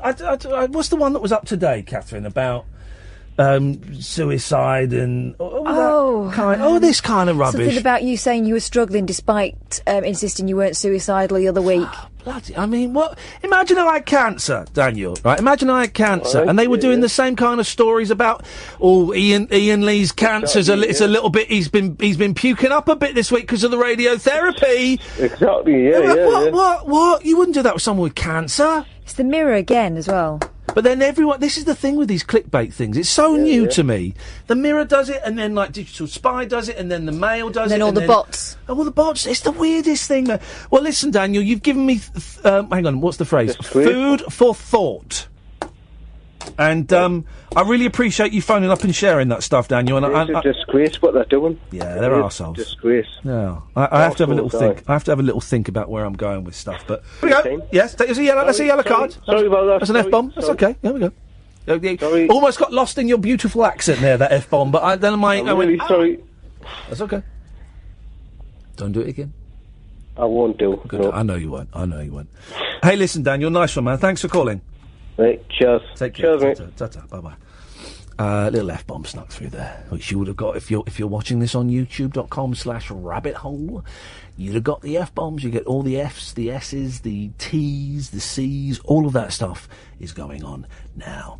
We'll have Ben, then we'll have Stephen, then we'll have Steve. That's how it's going to work. 03444991000. A star-crossed soapbox for sailor boys, stable girls, the end. And stripper grands. It depends who you're with and it depends on the situation. Late night speech radio with a difference. Thank you. The Late Night Alternative with Iain Lee on Talk Radio. Guardian Hawk saying, Dan Wooden is an actual friend of mine. He's just a journo, does what his editor requires. Blame the free press, not the writers. Lols. Wrongs. No, not at all, not at all. Here's the thing. All right, I'll tell you what. No, I blame all of them. I blame the machine that does it.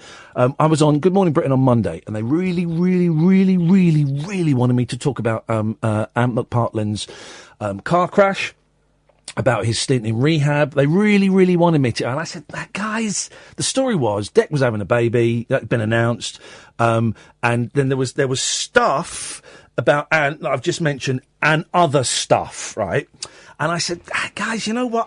I don't feel comfortable being part of this machine that wants me to talk about these things. It was quite a mean fact that I didn't know. And and I'll tell you when we're away from the camera, Kath. My life is no better knowing this thing they wanted me to say. My life is no better for it. And I said, you know what? Let Dex announced the baby. Let's talk about that.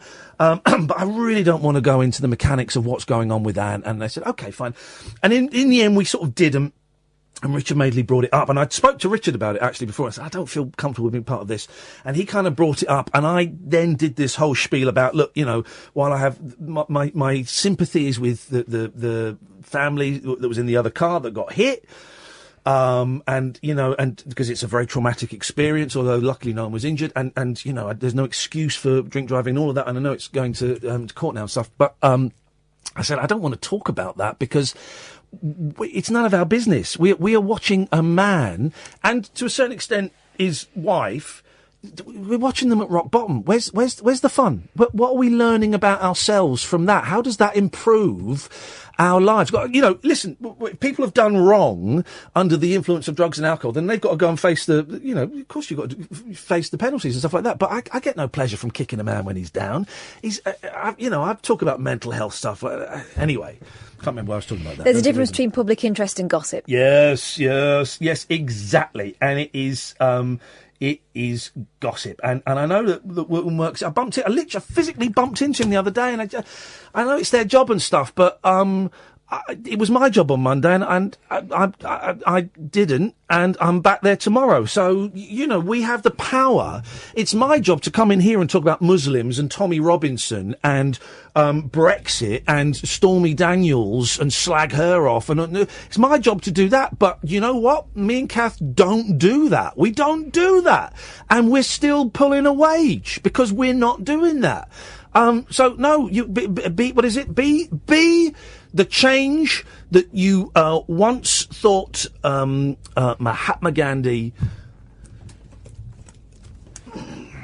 Try again. Mahatma Gandhi, Mahatma Gandhi,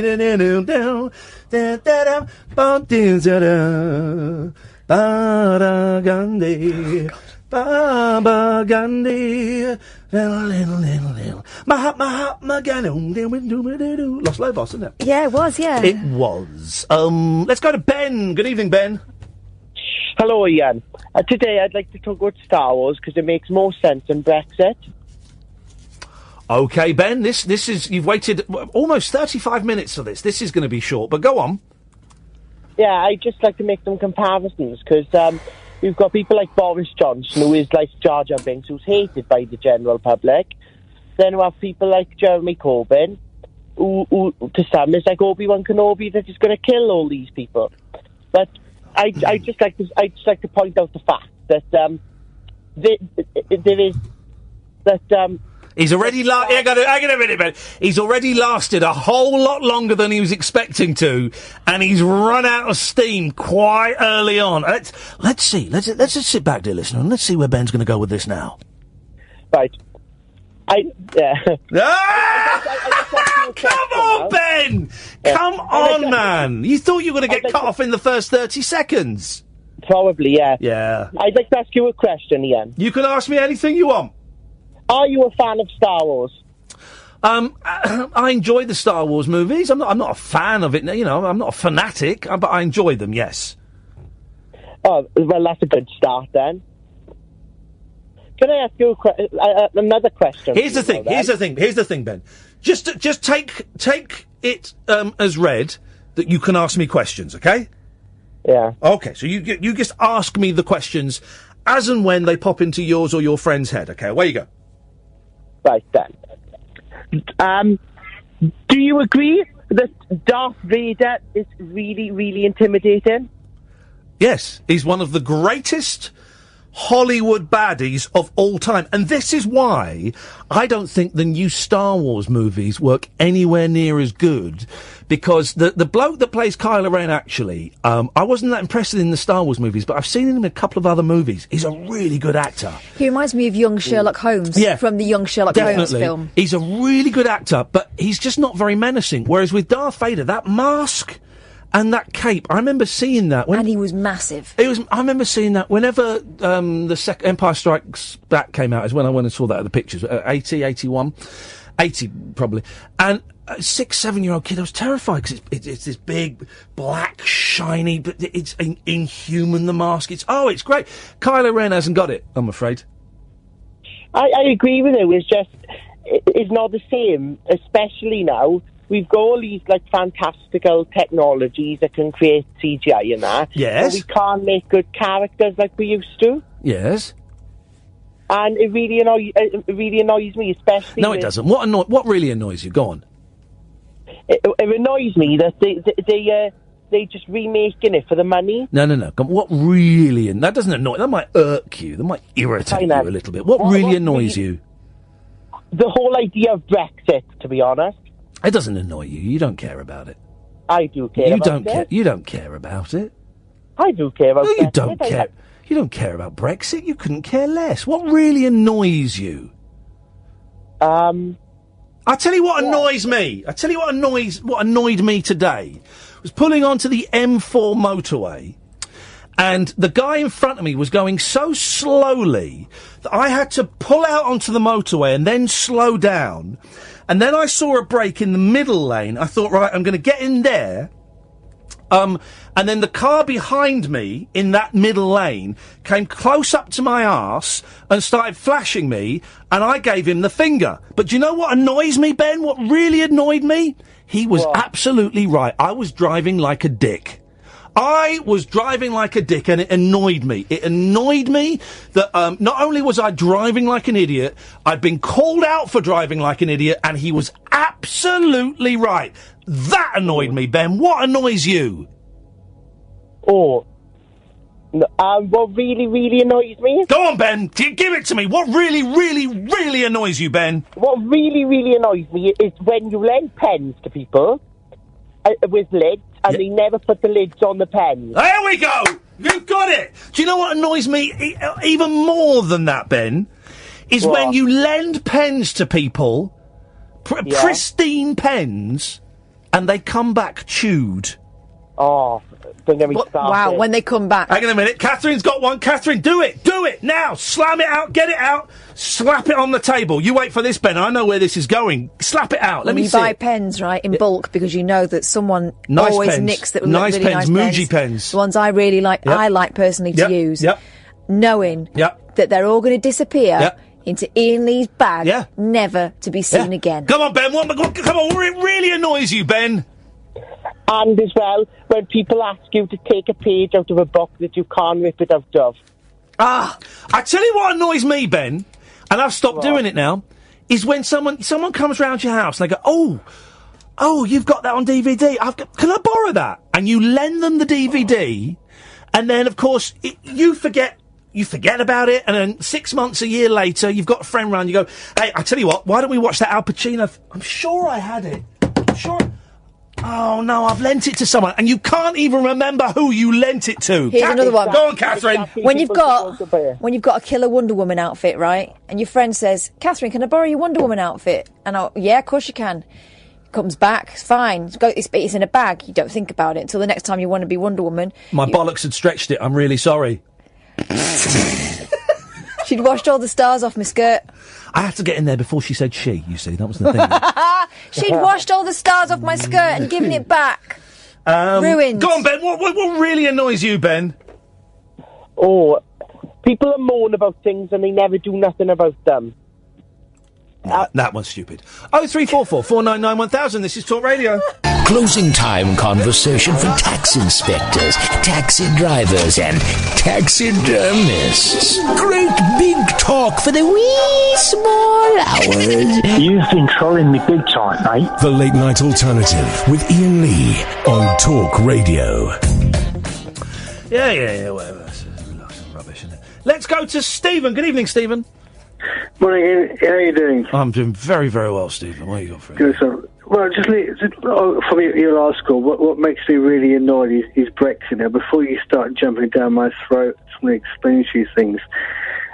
This time last year, I was working in a financial... As a waitress in a cocktail bar, that much is true. No, I've got a feeling. Hang on a minute, Stephen. I got a feeling, guys. Yeah. If you need to go to the toilet, need to go and make a cup of Horlicks or something, I got a feeling the next 5 minutes is going to be very, very dry. So you go and do that, and we'll let you know when we're done. No. Okay. No. It's very quick. Okay. So the next 3 minutes are going to be really, really dry. Okay. Right. Let me be quick. Okay. So this time last year, working for a financial organisation, I was made redundant in May last year. Spent 6 months homeless. Never been rehomed because my job is cut for Brexit. I spent, like I said, 6 months homeless, living in trains, on streets. Hang on, Brexit hasn't happened yet. Well, but my job is cut because the job went. We can move to Europe, and they said to move to Germany. I said no, so that was it. Hang on. So hang on a minute. So hang on. So what was your job? I was a financial services broker. Right. What does that mean? I was in charge of a hedge fund. Okay, so are you the reason the banks crashed in 2008? No. I was in charge of a very small fund for local government. Okay, so hang on. So what part of Brexit means that you didn't have a job? Because last year, when it came across, the banks, the organisation started saying that we're going to be moving our organisations across to Germany because of Brexit, and they started moving across. They said, Germany across Germany. I said no because I've got my family here. So they cut my job. I was made redundant. Hang on a minute. Say that again. So you were asked to go to Germany? I was asked, but I didn't go because I've got family. Right. Here. Okay. Right. Fine. So. Yeah. So, let's just clarify something, and then we'll carry on. Yeah. Let's just clarify something, because I like facts. So, it wasn't Brexit that's cost you your job, it was your inability to be flexible within the company structure that cost you your job. Okay, carry on. Yeah, okay, well, if you put it that way, maybe yes, maybe no. Your job still existed, and you were invited to take your job elsewhere, and you said no thanks. So, but Brexit, so it was your inability to be flexible. Which is fine. I've been offered jobs, not abroad, but I've been offered jobs in other parts of the country that I didn't want to take, so I didn't get the job. But that's fine. But you can't blame that. That you didn't want to go with the company. That's fine. Yeah, it's fine. So I was there, and 2 months later, I was made redundant. 4 months later, August, I was made homeless because of my redundancy. Yes. I spent 6 months on street homeless. Now I'm moved into somewhere else. Now I'm in the complete kaput. Well, I've now been moved to somewhere else. On the phone up for maybe see if you can help me. Okay. Where are your family that you stayed behind to stay with? They're gone. What do you mean they're gone? Well, my family, my ex-wife is gone. Okay. So, hang on a minute, I'm confused. So when did she go?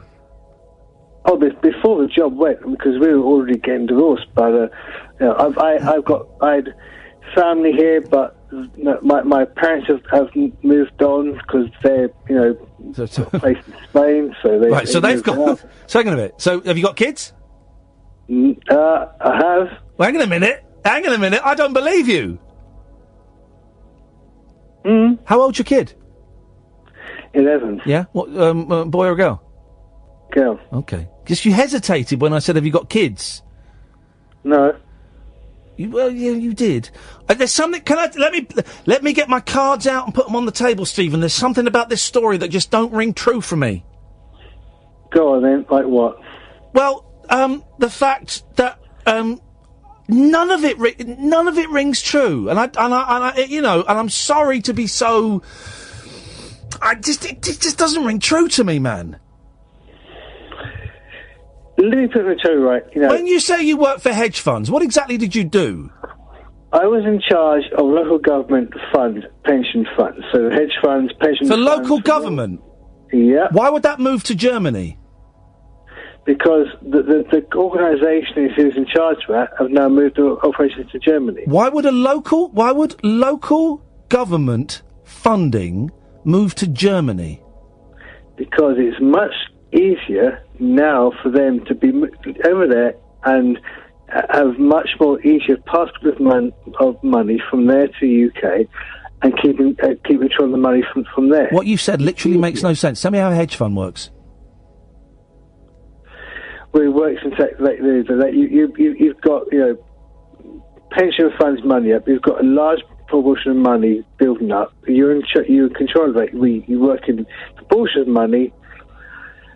You organise that. It's done by organisation. The organisation now is actually working from Germany because they've got. It's much easier now for them to work in Germany. Tell me how a hedge fund works. Okay.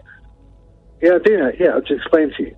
Okay, forget the company in Germany. Tell me how a hedge fund works. What is a hedge fund? Talk to me like an idiot. I don't know what a hedge fund is. Tell me. A hedge fund is basically a small proportion of money, maybe a couple £1 billion that you're in charge of, that you use to ensure that you've got the money in charge for business to work.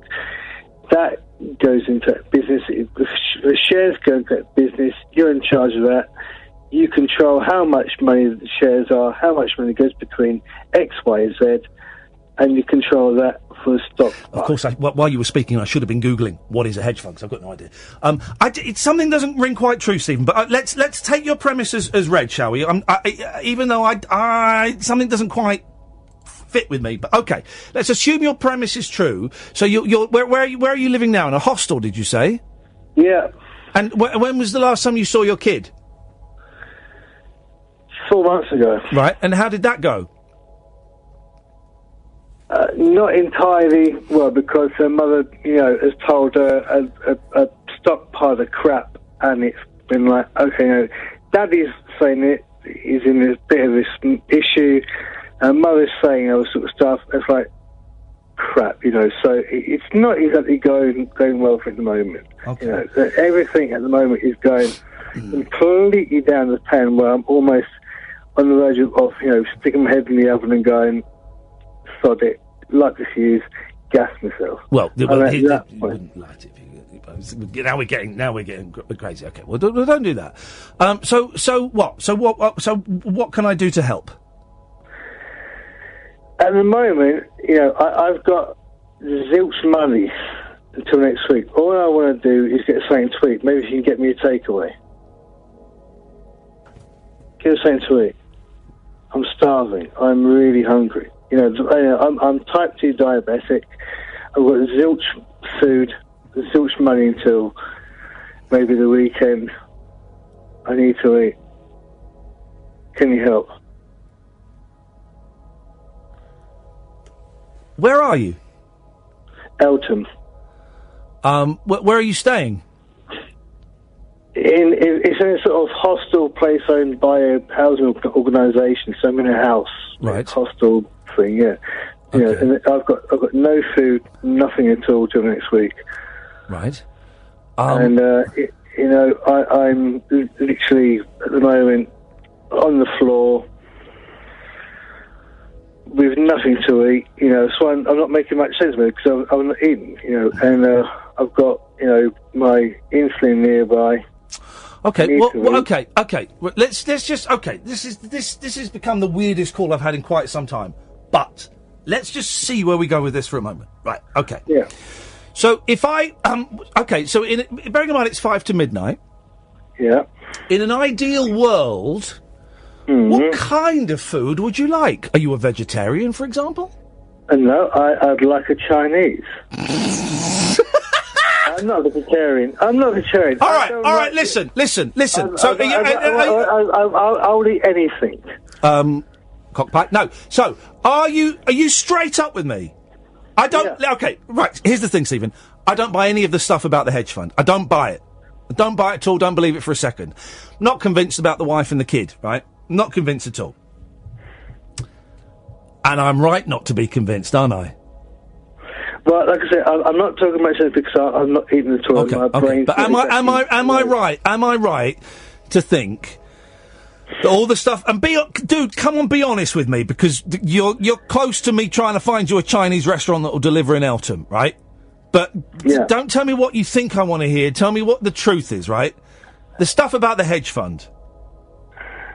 I was a finance manager. Yes, I was in charge of hedge funds, but hedge funds. It's all sort of quite difficult. You know, I was sort of sacked from the job, later leave. But you know, I was working in the city. Were you sacked from the job because of boozing? That's a No, serious. because- I'm asking that as a serious question. You know, brother to brother. Yellow card. There's a yellow card. No. Yellow card. No more F-bombs, otherwise this conversation ends. Yeah, okay, so I basically told him where to go, and that was that. Okay, so nothing to do with Brexit? No. Right, okay, fine, okay. The, wife and the kid, that was made up as well, wasn't it? No, I was married for 4 years, 2003, married, divorced, 2008. Yeah. I've got a kid, you know. Okay. I haven't seen him for a time. It's been difficult. I bet it's been difficult. You know, she lives up in the northeast. All right. So, So, Stephen, are you in a place? Yeah. That it right, and I'm not saying because I don't even know. I don't even have to. I don't. Right. Let's have this fantasy conversation for a minute. Are you in a place where if someone were to deliver some food to you, you could open the door and get it? Absolutely. Yeah. Right.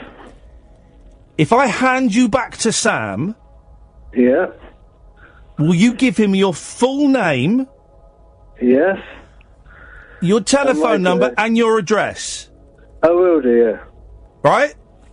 Yeah. And I'll see if I can find somewhere that will deliver you a Chinese meal. Okay, Ian. Fantastic. I'll do that. What's the magic word? Please. No, Thank you. That's it. All right, Stephen. It's not a touch screen. I can when to touch it. Stay there. Speak to Sam. Well, so I mean, that was the weirdest. Isn't it though? Yeah. What's going on tonight, Ken? I don't know what happened there. Is this what's going on? What's going on? He just really wants a Chinese. Oh, is he done? Fair play to him. If he's people sending lots of abuse. God, what people sending. Well, they don't like get his Chow mein, details, or- Sam. We'll see if we can find a Chinese open in Elton. This is Talk Radio. The Late Night Alternative with Iain Lee on Talk Radio. We have ways of making you talk. Stephen. Hello, Ian. Right, the street you've given us doesn't exist. The Lucci Road. Yeah, right. Okay. Well, okay. How are you spelling it? D-E. Yeah. And then L-U-C-E. D-E-L-E-C. L-U-C-E. Hang on. One at a time. Go on. It's two words. D-E. Yeah. And then L-U-C-E. L-E-C-E. It's off Alfton Do you mean Road. you mean Deleche Road? Duluth Road, yeah, that's it. L-E-C-H-E. L-E-C-L-E-L-U-C-E. Hang on a minute. Right, try and spell it at the same time twice in a row. L what? D-E. Yeah. Then space. Yes. L-U-C-E. L-U-C-E. No, it doesn't exist, man. It's a tiny little cul-de-sac. I know. I've got Google Maps. They do cul-de-sacs on Google Maps.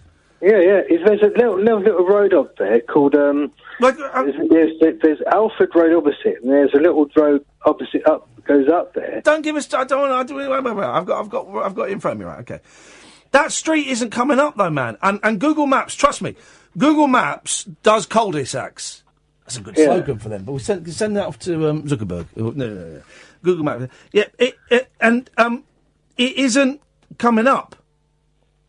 Hang on, it's the Lucci Road, a little tiny road, but I know that it's Yeah, I know, but it's not coming. If it's not coming up on Google Maps. Oh man! Matt has tweeted, "I'm annoyed at Trump. Can you send me some samosas?" No, get out of here, Matt. No. Trump, right. Right. But it's definitely on there. Well, it's not. No, it's definitely not. This is my address phone. I'm on Google Maps. Google Maps. Don't. Okay, let's not get. Okay, right. Okay. Yeah. Spell it one more time. Right, so it's 2 words. DE. Yes. Space LUCI. I. He didn't say I. He Said said E. E. He said E every single time. Right, there it is. Oh. Right. You absolute pudding. Right. No, there's no Chinese that are open. Do you want a pizza? Oh, pizza, yeah. What pizza do you want? Oh, anything will do. All right. I'll order. He wants a pepperoni pizza. Well. All right, here we go. Pepperoni pizza. Skip the. You're not getting extras out of me, for goodness sake. Add that to basket. Let me have a little look. Let me have a little look. No, hang on a minute. Little look down here. Oh no, that's all right. Hang on a minute. Right. Yeah, everywhere's shut at this time of night, man. I'm getting you a pizza. I'm getting you a good. Right, calm down. Hang a minute. Right. I am there. All right, dude. I don't know how this works. Hang on a minute. Well, I know how ordering food works. Right. Jeez. Right. I'm going to order you. What is your problem? Getting free pizza from a mug. I'm with my nan when my nan was at Bognor once, and I was there, and this young lad came up and spun her this really brilliant story, and it was obviously bullshine, and she gave him a £5, and I'm recreating that. I've got a bad back. Calm down, dear. Okay, I like the way you speak to people like me. Right, hang on a minute. I'm getting you that. Add extras. Add to basket. Getting you that, and I'm gonna get you that. Give me that as well. Yeah. Shut your face. Gonna get you that. Right. Okay. Hang on a minute. I'm making sure. Bearing in mind he's diabetic. Oh, can you eat chocolate? No. No. Right. That's gone. No. Too late, buddy. Can you drink Coca-Cola? Yes, I can. Only is it sugar free? Oh, Jesus. Or Diet Coke? You want Diet Coke? Right. I'll get you Diet Coke. Yeah. Okay. Don't be sending him a death parcel. Well, he's wound me up enough. Oh, I'd be so charming. Mate, I'm buying you a dinner. Button it. Delivery time. I'm waiting for you, not celebrity. The guy is very hungry, so please be quick. Just don't get in a conversation with him. Pay by card. Oh, Jesus, God Almighty! I don't know if this is D.E. Road. Oh God, this is the worst day of my life. I want to pay by that. Place your order. Yeah. It's going to take about 55 minutes. That's fine. I can survive. Is that all right, mate? Can you survive 55 minutes without getting a free pizza off some has-been? Is that all right? Yeah. Look, I voted for you, now I'm a celebrity, so you should be able to survive from that. You had a few quid then, did you? All right, nice one. Yeah, that's a couple of years ago. It says here the restaurant has your order and will confirm your delivery time soon. All right, man. Good luck. Thanks a lot. Thank you, Ian. You're a star. Ta-ta. Bye-bye. What's going on? What the hell is going on tonight? I'm a bit peckish, Ian. Oh, I've got a feeling that he might get my telephone number. Oh, well. I'm a bit peckish. Get out of it. You're not getting any. Dear Mr. Iain Lee, I used to run a hedge trimming business in Sidcup, which is now relocated due to Brexit. Please, can I order an Indian banquet for 6? Keith, get stuffed. If I've just been had, which I suspect I have, fair play to the fella. Fair play to the fella. He was hungry. He phoned up a radio station. He blagged a pizza and some Coke out of it. Well done. Good lad. Good evening, Jerry. He's good man. Sorry? Controls, there's a bit of the wrong troopers. Take your time. Take your time. Breathe into it, Jerry. Breathe into it. I'm breathing. I think I'll buy some Viagra. You can buy Viagra over the counter. No, I'm not. Don't joke about big dick. You can buy. Oh, it's the thing. Can you get it over the counter if you take enough of them? You can. Yeah. But you can buy it over the counter now. I didn't know this. You can buy it over the counter. Pack of 4. Have you ever taken a Viagra, Jerry? I think it'll be good stuff. No, honestly, it's the most boring erection you've ever had in your life. It is the most boring erection because you sat there. Hang on a minute, you sat there with a massive. Honestly, it's like unlike anything I've ever seen coming out of my body. And you're going, but I don't know what to do. I'm not feeling randy. Can you go for a pee at the same time? No, you got to stand on your head. That's an old Ben Elton gag. That honestly, it's there, and you go, and you kind of, and it's just like, it is like having a bit of wood. It's like you got a bit of wood. We got a bit of wood. You can't get rid of it for hours. For hours. Oh God, it's a nightmare. Where are the papers? Did you bring the papers in? No. Bring the papers in because there's a story about Viagra in the papers that I want to do. Oh God. There we go. Shutting that. There we go. Thank you. So Jerry, yes, my suggestion is take as much Viagra as you can and see what comes up. I made myself laugh at that. Did you have a nice week off? I had a very nice week off. Yeah, I had a very nice week off. Went to a cottage in Wales with a couple of mates. We watched terrible movies. We played video games. We read. We walked. I saw a wonderful waterfall. Yeah, it was lovely. Really, really nice. Thank you, man. That's good. All refreshed and fully charged. Fully charged, ready to go. Ready for the next mental breakdown, Jerry. That's good. It'll happen. Ready to eye up my ceiling as to where I'm going to hang the rope from. I don't say that. Well, you know. Anyway. Not a nice way to go. That. No, not a nice way to go at all. That's about Ken Dobbin, the funniest comedian in Liverpool. Do you agree? I'm much better. Listen, I was never a massive Ken Dodd fan, but I understand, a lot of people loved him, and that's absolutely fine. Good for them. It wasn't my cup of tea, but then if we all like the same cup of tea, someone would go thirsty, wouldn't they? Oh. Jerry, are you dying, Jerry? I'm dying.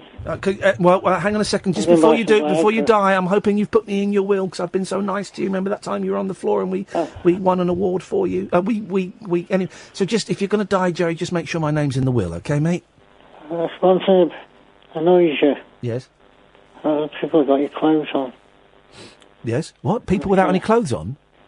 People we swap clothes in this area. Have women's clothes sometimes. Right. I'm going to cut you off now. Aye. Up your bum. Brits can now buy sex drug Viagra over the counter in pharmacies. But Viagra isn't just used between the sheets. Here, Jennifer Dunkerley brings you 10 unusual and little-known facts about the tiny blue wonder drug. Chinese scientists gave Viagra to giant pandas in a bid to help them breed. However, trials using the anti-impotence drug had no success. Just 1 milligram can help perk up your wilting flowers. Top TV gardener David Damoni, claims that a tiny amount of the sex drug dissolved into water in the vase can stop your blooms drooping. Oh my God, really? Yeah. Seems rather elaborate. Viagra can slow down plant ripening. Viagra can even help in the boring. Edinburgh University students took Viagra 16,000 feet up a Bolivian mountain to see what would happen to their boners. One man's helmet exploded in a massive spunky blood bomb. Stop it! This is outrageous. Oh my God. Studies in rats showed it could also help people lose weight. Jet lag could be cured using the Wonder Pill. Honestly, the most boring erection you could ever have in your life. For days. However, jet lag could also be cured. Jet lag could also be cured using the Wonder Pill. However, the drug only worked in conjunction with light therapy and only when flying eastbound. They tried on several routes. Here we go. This is it. This is it. The US CIA gave Afghan warlords Viagra in exchange for secret information on the Taliban. Instead of cash or guns, the blue pills worked in return for intelligence, as many of the warlords had much younger wives. God. Poor wives. Really boring facts there about... Just go to the ads. Neon lit night talk for torch singers, trolley dollies, and train wrecks like me. Never know just where the conversation will take you. What I'm going to say sounds ridiculous. The Late Night Alternative with Iain Lee on Talk Radio. I heard... Nigel and G, stay there. I want to find... Right. I heard someone speaking the other day that I'd never heard speaking before. And it blew my mind. Now, it might not be... I've not sourced this, so I've got to try and find...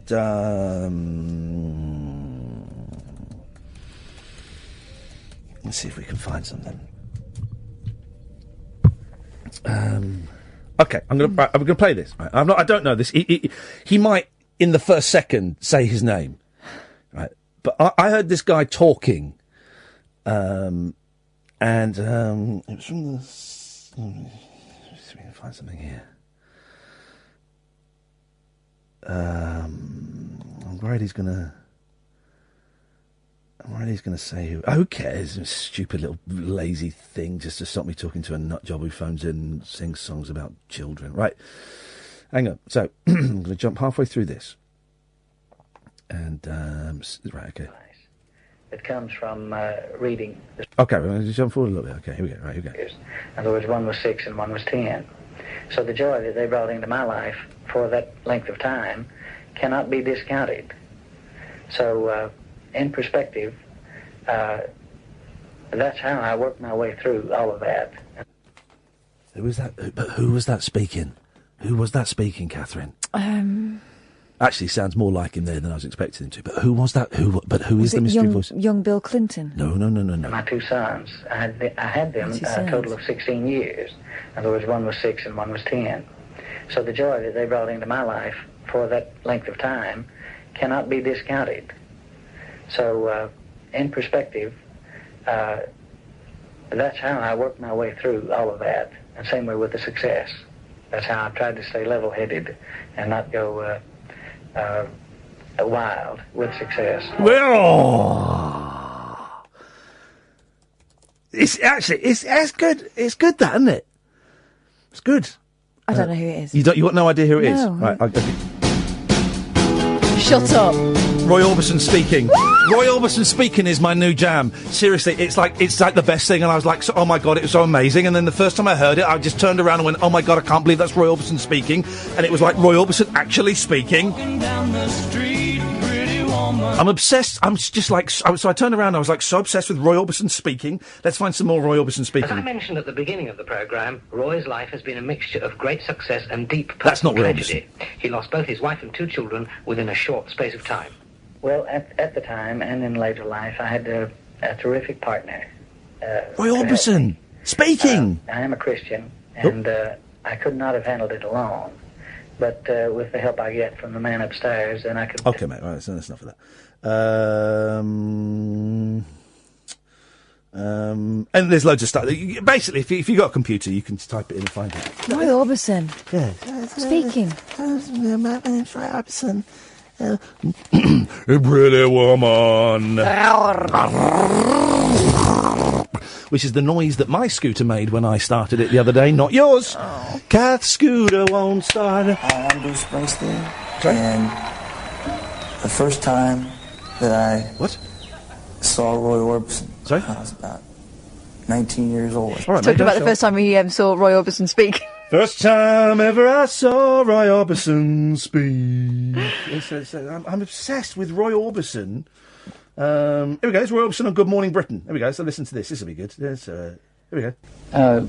We used to have a television show in West Texas. Oh, he became British. And became British Johnny in the came back 80s. to be on the show so he could promote his public appearance. He did, didn't he? And I asked John, and then we got to play on the same show as well, Local Boys. Looks a lot like Liza Minnelli. Isn't it?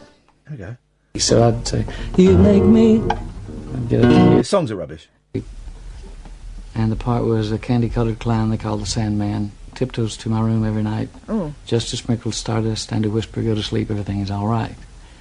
And then I jumped to the ending because I knew I was going to sleep. I said, too bad all these things can only happen in my dreams, in beautiful dreams. I went to sleep. It's boring. That's the thing about Roy Orbison that I don't like. All the tiptoeing into your room. Yeah, I know, but it was acceptable in those days, and he's a rock star. Irritating. Jeez, let's talk to this next guy. I really don't want to. Good evening, Nigel. Good evening, Ian. Hello, Kath. Yes, hello. Really, woman. I'm not going to sing that. No, she's too old for you. It's a boring song. Anyway. It is a boring song, he's right. I'm going to say it. I'm going to come out and say it. All of Roy Orbison's songs are boring. Yeah. Except for the one that goes, dum dum. What's that one? There's one with the dum dum. The big kettle drum in it. Yeah. What is it? Yeah. You saying I don't remember that one. Dum dum. I drove all night. It wasn't Drove All Night, but it was later. I've got a terrible headache all of a sudden. It was later on Jules Holland, was it? What'd you say, boy? Was he on Jules Holland? Later on Jules Holland or something? He was on something. Anyway, on cocaine. Sorry? What? He's on cocaine. Wowzers. I don't think we have any evidence to support that. Although I wouldn't be surprised. These rock stars. Ian. Yeah, Ian. There's a button. You're not. I had an idea. I would like you to maybe help me organise or do a show in London. Well, in Hyde Park. I want to do something in Hyde Park. A Nigel from Maidstone concert. Well, go on, and then. I want you to be with me on stage and the radio. I can't think of anything worse than me being on stage with you. It would be funny as well. But I mean, I want some guests, you see, and I thought of you first as a guest, and Catherine as well. All busy. But how would you go about doing something like? Who do you have to speak to? The mayor or something? You have to speak to Sadiq Khan, yeah. Oh right, yeah. So it's worth a try, even if I don't get any results. Well, what do you mean, like a big concert in front of 50,000 people, like Paul Simons? Yeah, but I mean, yes, but with you and other people, you could make it longer, make it probably 2 hours or something. And what songs do you envisage? Well, I can sing half an hour of Frank Sinatra songs, and then jazz drumming for about half an hour, at least an hour. Yeah. And I don't need to jazz drum more than half an hour, so that's an hour gone. And maybe you could sing. But feels like so much longer. You could do comedy, stand-up comedy, can't you? Yeah, I'm going to be honest. It sounds like the worst possible. Listen, I'm trying to kind of take a step back from my suicidal tendencies. I'm just thinking that this. I could do it on my own. If you don't want to do it, I'll try and organise it on my own. But I think that's probably the best idea. Yeah. We'll look out for the posters.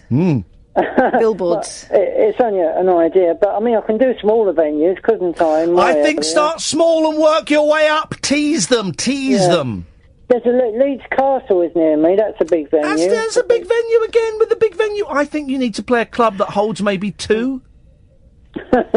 Could you play a phone box? No, but I mean, seriously. Yes, seriously. Before I get too old, I want to do something like that, in Hyde Park. And you get Miley Cyrus on as well. Nigel, how old are you?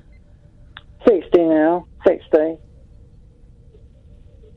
Yeah, so, Ian... we're going to see Paul Simon play Hyde Park, and he's at about 74, 75, so... Is Miley Cyrus going to be there, though? Yeah. Well, I would invite her, if I did do a show, invite Miley Cyrus. Oh, to live in your world, Nigel. Anyway, I want to talk about something that's worrying me before I go. Okay. Yep. Yeah, I went to the doctor's the other day, right, and, I've got, a swelling on my penis. I know it sounds funny. I've got a lump on my penis that's been there a year, and he took a swab of it, and I'm waiting for the results tomorrow. I'm going to get the results tomorrow, but I don't know whether it's cancer or what. So it's quite serious because it hurts a bit in that place. Being on the end, nearly on the side of your penis. I've never heard of anyone having cancer on the penis before. Well, here's the thing. Right, let's be serious. Yes, men can get cancer of their penis. I was reading the story about it 2 weeks ago. Yeah. It can happen. It looks like an infection. It's a yellowy colour. Maybe you've just got. Maybe it's just a pussy penis. Could be. It could be. Have you got? Is it a weeping sore on the side of your penis? No. It's just a hard core, which is unusual. Unusual. Okay, well, hope you're enjoying your Horlicks at home, guys. So what? I'm just waiting the results at the moment. But yeah, I mean, the other thing is I haven't had my prostate checked for a while. The prostate. Okay. Well, listen. When are you getting the? When are you getting the results from the doctor about the weeping sore on your penis? Well, tomorrow. I've got to go around there tomorrow. Well, now everybody listening now will have an image of your penis. But they don't. No, I'm not seeing the doctor. I'm just getting the results of the swab. Okay. Well, then fine. But that's good luck. We wish you and your penis. Yes. Genuinely, I wish it. Honestly, no joke here. I wish you the best of luck. I'm sure it'll be fine. Yeah. I don't want to have it off. I don't want to have the penis cut off. But it's not funny, no, I'm laughing. You might have to. No, I don't know. Hey, listen, man, go and see what they say tomorrow. Yeah, do you think it, because it runs in the family, my dad died of cancer, my dad's brother, sister died of cancer, and Did she die of cancer of the penis? No, but in different parts of the body. Well, listen, people get cancer, people get cancer, but I wouldn't even worry about that. Go and see what they say tomorrow. Listen, did you ask your doctor if it could be cancer? But he didn't seem to know what it was. This is what's worrying me. Right. It could be and it might not. It could be. I don't know. Then go tomorrow. Go and see what they say about the swab and give us a call tomorrow night. And in the meantime, I'll say a prayer for your penis tonight. Thank you. I want to organise a concert before I get too old. So I'm not too old at the moment. I'd love to do something in Hyde Park. I do worry about you, Nigel. What? It's my dream to do something in front of 1,000 people. Well, we'll keep our fingers crossed, man. I wish you the best of luck. Let us know how it goes tomorrow. And I need to speak to the mayor. Write to the mayor, you think, for a concert. Write to the mayor. All right, Nigel. Take care, man. Yeah, speak to you soon, then. Bye-bye. Okay, jokes and laughs aside. That's a man who's very worried about, something that's going on there. Did he sound less with it than usual to you? More, up in the sky a bit?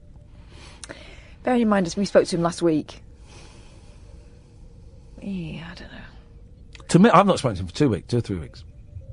And he sounds more... It's unusual for him to phone me this late. And he sounds more disorientated. Yeah, and he didn't go straight for the song as usual.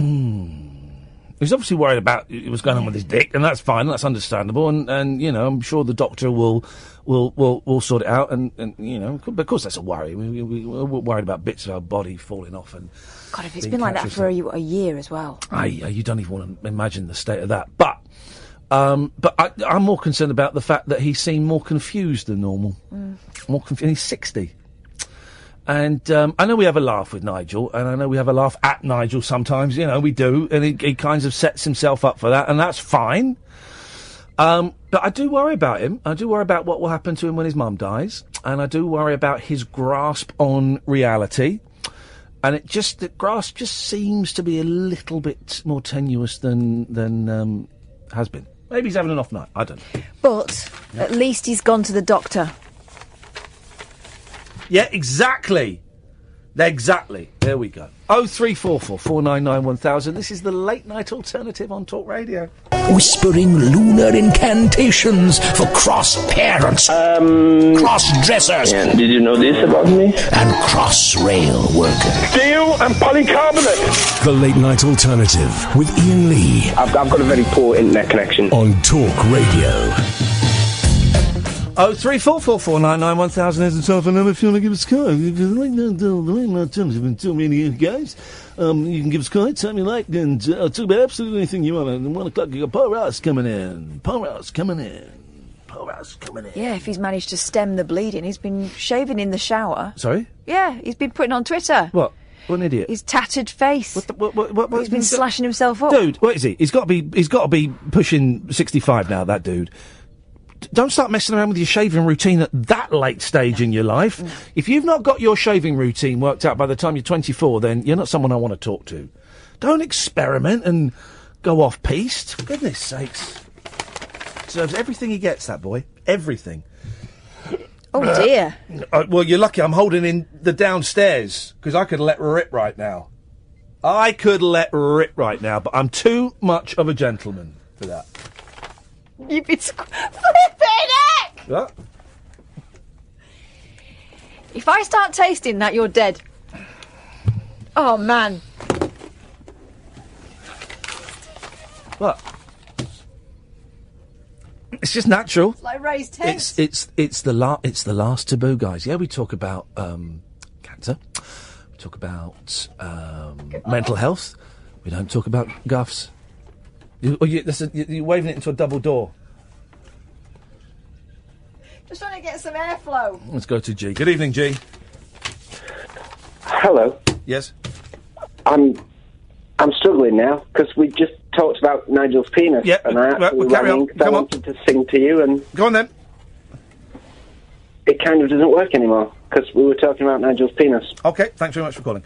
Oh, jeez.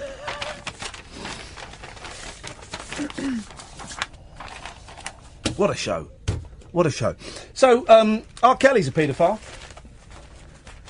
But we knew that, didn't we? Wasn't there a video? Because there's a documentary, it's on iPlayer, which I'm really keen to see. And it talks about how he groomed 14-year-old girls and kept them as sex pets. Sex pets. Right. And but I remember years ago, 20 years ago, there was a video of him urinating on I want to say 15-year-old girl, but she might have been 16. Either way, the age of consent is different in America. But there was a video, I remember seeing it, really badly black and white video that was allegedly of R. Kelly urinating on a 15-year-old girl as part of a sex game. You found it? No, I haven't found it, but I know that he married Aaliyah when she was 15.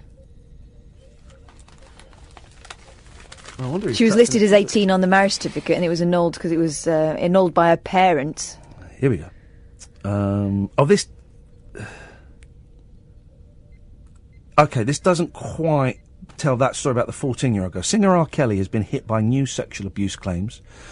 Former girlfriend Kitty Jones has spoken in a BBC Three documentary of alleged experiences from 2011 to 2013. She claims the singer, 51, was abusive physically, mentally, verbally, and adds he gets some sort of satisfaction knowing he's taking control of other people. Can you find the thing about the 14? I think it was on Twitter. She claims she was forced to have sex with the star and other people on more than 10 occasions in a sex dungeon. Last year, a website claimed Kelly trapped 6 women in a sex cult, which he denied. In 2008, Kelly was found not guilty of 14 charges of child pornography. What have you got? This is in The Guardian. R. Kelly accused of grooming 14-year-old girl as quote-unquote sex pet. Yeah. R&B singer R. Kelly has been accused of sexually abusing a girl since she was 14 years old. The allegation, the latest in a string of allegations of the sexual abuse of young women by Just time out for a second, sorry. All right, this is really, really serious, but I've got to say, love the way you slipped into that newsreader voice. Boom, just straight like that. You still got it, girl. You still got it. Go Never on, left. Carry on. You still got it. The allegation, the latest in the string of allegations of the sexual abuse of young women by Kelly, was made referring to another woman by former girlfriend Kitty Jones in a BBC Three documentary, R. Kelly, Sex, Girls and Videotapes. During 2 years of dating Kelly from 2011 onwards, Jones, 34, says she was groomed by him and forced to have sex with him and others at least 10 times in a sex dungeon. She says, I was introduced to one of those girls and he told me he trained since she was 14. Those were his words. I saw that she was dressed like me, that she was saying the things I'd say and her mannerisms were like mine. That's when it clicked in my head that he'd been grooming me to become one of his pets. He calls them his pets. Made the women crawl on the floor. It's weird, isn't it? He's still going, though. He's still having the hits. He's always in the top 10. With his smooth R&B. 2008, he was found not guilty of child pornography charges. Yep. After he was accused of filming and photographing sexual encounters with a 14-year-old girl. He's reportedly made out-of-court settlements with various other women, including 1996 Tiffany Hawkins, who said she had a sexual relationship with him for 3 years from the age of 15. I mean, it's, isn't it? Mm-hmm. It's a funny old world. Who knows what's going on? It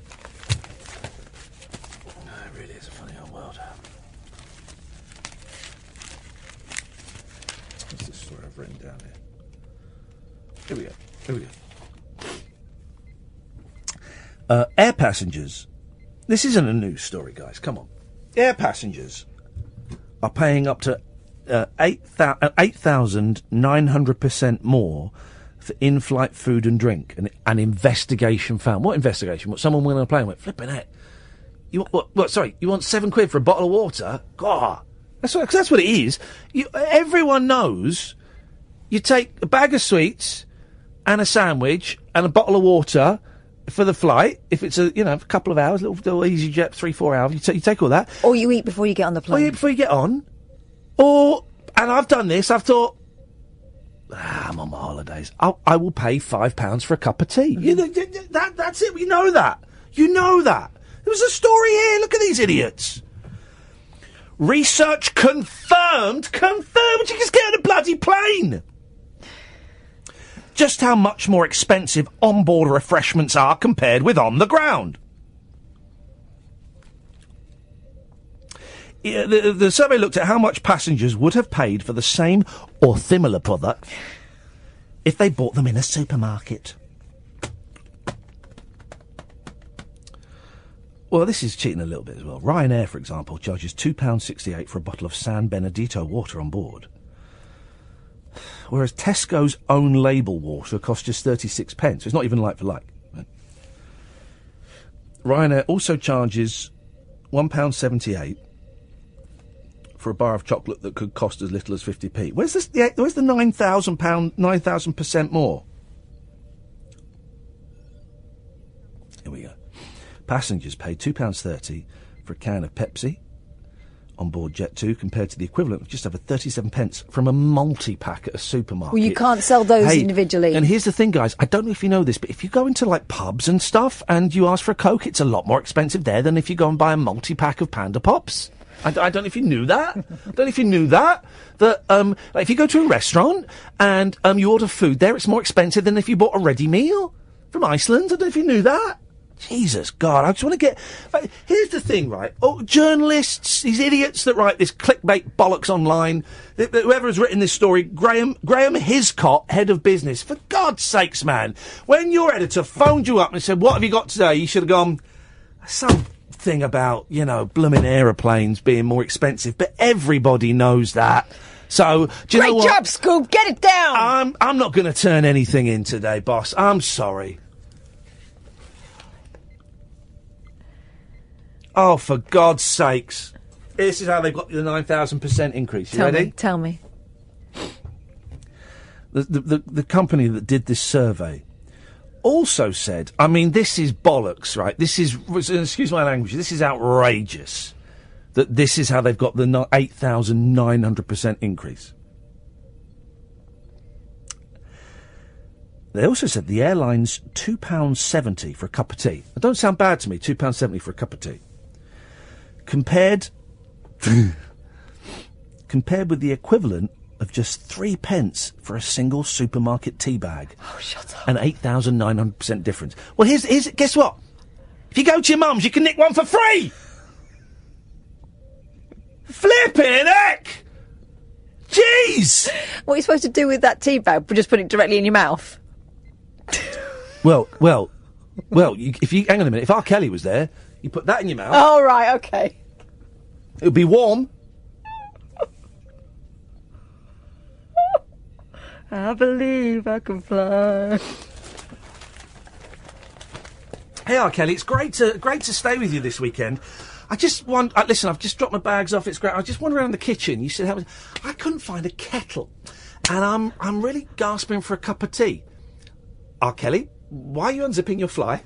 Take a trip into the alternate reality of late night radio. I think I'm in something like the Matrix, and so are you. The Late Night Alternative. Hello. With Iain Lee. Is there anybody out there? On Talk Radio. Hello. Yeah, there we go. Last 15 minutes of our lives. Could be. I'll be on Good Morning Britain tomorrow morning at 6:50 and 7:50. I'll be asleep. Okay. Oh, no, come and get up and support me. Then I'll be going home to sleep, and then I'll be picking up my kids. And then I'll be coming into the studio tomorrow to do some more excellent radio. And that's that. Saturday. Oh, Sunday. Not Saturday. Sunday. Do you remember... Did you used to get this programme where you lived? Sunday. With Gloria Honeyford. Sunday. What year was it? 85, 86. I wouldn't really remember. Sundays. It was brilliant. Sunday was great little programme. Sunday, it was just like it was like a Sunday evening, about 5:30. Very gentle chat show with Gloria Honeyford. Just chatting with, kind of, what was the point of it? Just chatting. I suppose so. You don't get chat shows now where the point of it is just chat. And it was like her and a guest. And she'd have like 3 guests on. Remember David Jones was on it once. So it was that kind of, sort of, I imagine, what's the fella's name? Titchmarsh. No, this was years before Titchmarsh. Kenny, he's in that thing next week on ITV where all the old people go to Las Vegas. Oh, Kenny yeah. Kenny Lynch. Yes. Kenny Lynch would have been on it. It was that kind of star. That show next week, Tuesday night, 9:00. It's a series. It's called something like Last Laugh in Vegas, right? And I heard about this a few weeks ago, and I'm genuinely excited. Cannonball, Sue Pollard, Bobby Crush, Kenny Lynch. It looks like Max. No, not Stan Boardman. No, not Stan Boardman. Max Miller. Max. Anyway, Max Wall. He's dead, isn't he? Yes. Go and look at Mick Miller. Mick Miller. Is he dead? No, he's not. He's there. At Bernie Clifton, a few people like that go to Las Vegas and put on a show, and I can't wait. I hope because I love, we love all those people. We had Tommy Cannon and Bernie Clifton on, and Eddie Large. Eddie Large isn't on that though. He's not doing that. Little like no, but I'm saying we like those guys. Yeah, we love all that. We love all those. I email Eddie from time to time. Sent him an email a couple of weeks ago just to see how he was getting on. And he'd just done something with Ant and Dec, I think, for Saturday. I think him and Sid had been on Saturday Night Takeaway, which he was thrilled about. So I think that show looks brilliant. So it's all these old school comics go out to Las Vegas and do a show. Beautiful. I'll have some of that, definitely. The phone calls have dried up, and that's absolutely as it should be, because it's stupid o'clock. Oh, Jeff's made a poster. Nigel from Maidstone, in association with and by special appointment of the local council, Nigel from Maidstone, live in Hyde Park with special guests Iain Lee, Miley Cyrus and Lindsay Lohan. Join Nigel and friends for this one-off show in Hyde Park featuring all the hits from his phone calls to numerous radio stations, no backing tracks required. Saturday the 23rd of... He's even got a date for it. Flippin' heck. Tickets from £350. And there's Nigel dressed up as like a town crier. I don't know. Actually, I really enjoyed my week away. Right, really enjoyed it. It was nice because we had no phone signal. We had Wi-Fi, but the Wi-Fi was patchy. And we had to keep going upstairs and turning the booster off. We didn't have the Wi-Fi in this cottage. It was in the other cottage. And it was a really nice cottage, Airbnb. And it was in the middle of nowhere, and it snowed in I got there on Saturday night, and the snow was thick, deep and crisp and even. And that last, sort of 40 minutes was a torturous drive through Welsh valleys. Wonderful. Loved it. I'm good at driving in the snow. Because I take my time, don't go too fast, and just got to joggle the wheel a little bit, get a little bit of grip. Anyway. So I enjoyed it, and I enjoyed being away from here, because it's healthy to be away from work. I did listen to a couple of little bits of Tommy, but I didn't listen to really any radio when I was away. I tried not to listen to radio. Here's what I tried to do last week, was I tried to provide all of my own entertainment. Now, be that CDs, or books, or movies. I try to not listen to anyone else's prescribed entertainment at a prescribed time, if that makes sense. But I did listen to a little bit of Tommy, and I always get a little bit homesick when it's my show, but someone else is doing it. So I didn't listen to too much, and I always get a bit jealous of You With Another Man. And I genuinely, do you know what I mean? When You With Another host, I always do. It's just, it's silly, it's irrational. And it did. I was going somewhere with this. My memory is absolutely shot to pieces at the moment. It was going somewhere with this. Yeah, it was a combination of being away last week, and a combination of these kind of very silly, clickbaity stories about his suicidal comic and tragic. And all I did was tweet. I think yesterday, I'm just having a little bit of a wobble or something like that, and it becomes a story. And if I've said anything tonight about my mental health, it'll become a story. So it's really given me pause to think as to how much of that stuff I share from now on, and how I share it. It's like tonight, I'm looking for someone to live, and I kind of wanted to talk about that, and I thought, actually, I'm not going to talk about that. I've talked about it now. I'm not going to talk about it. I'm not going to say what I was going to say, because then that also becomes kind of that could also be taken as a story, or it might not. I don't know what they're exactly what they're going for. It might not, and I've genuinely got some questions about buying somewhere to live that I would normally, without any second thought, have come on the air and go, "Hey guys, so this is the situation, right? And I just don't know what about this, and this. I just wonder if you've got any suggestions." And you know exactly what I'm talking about, Catherine, because I've discussed it with you, of course. And now I'm kind of thinking, I don't want to say that, because then that might become a story online, and then that might upset people that are and can you tell I'm being deliberately vague here? That might upset people that are connected with me somehow, because it might be seen as a slur on them, and all of this kind of stuff.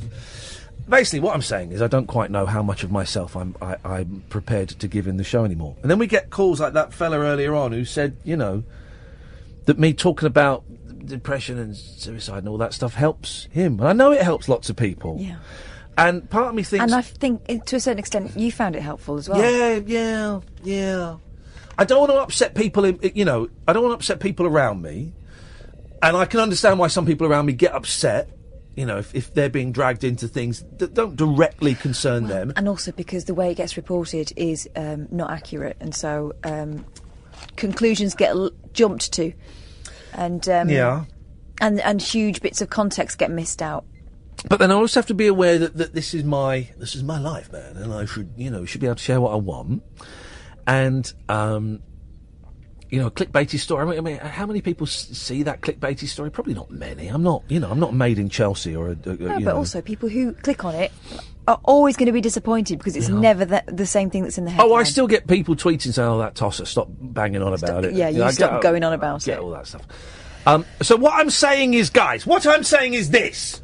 Okay, at the moment I'm considering just kind of, holding back on certain things about. I don't know what I'm saying is I don't know what I'm saying. Does that make sense, guys? What I'm saying is, for the first time in a long time in my radio career, I don't quite know what it is I'm trying to say or what I'm trying to do or how much of myself I want to give. For the first time since I've been doing radio properly in the last 15 years, I don't know how much of myself I'm prepared to give. And I've always given.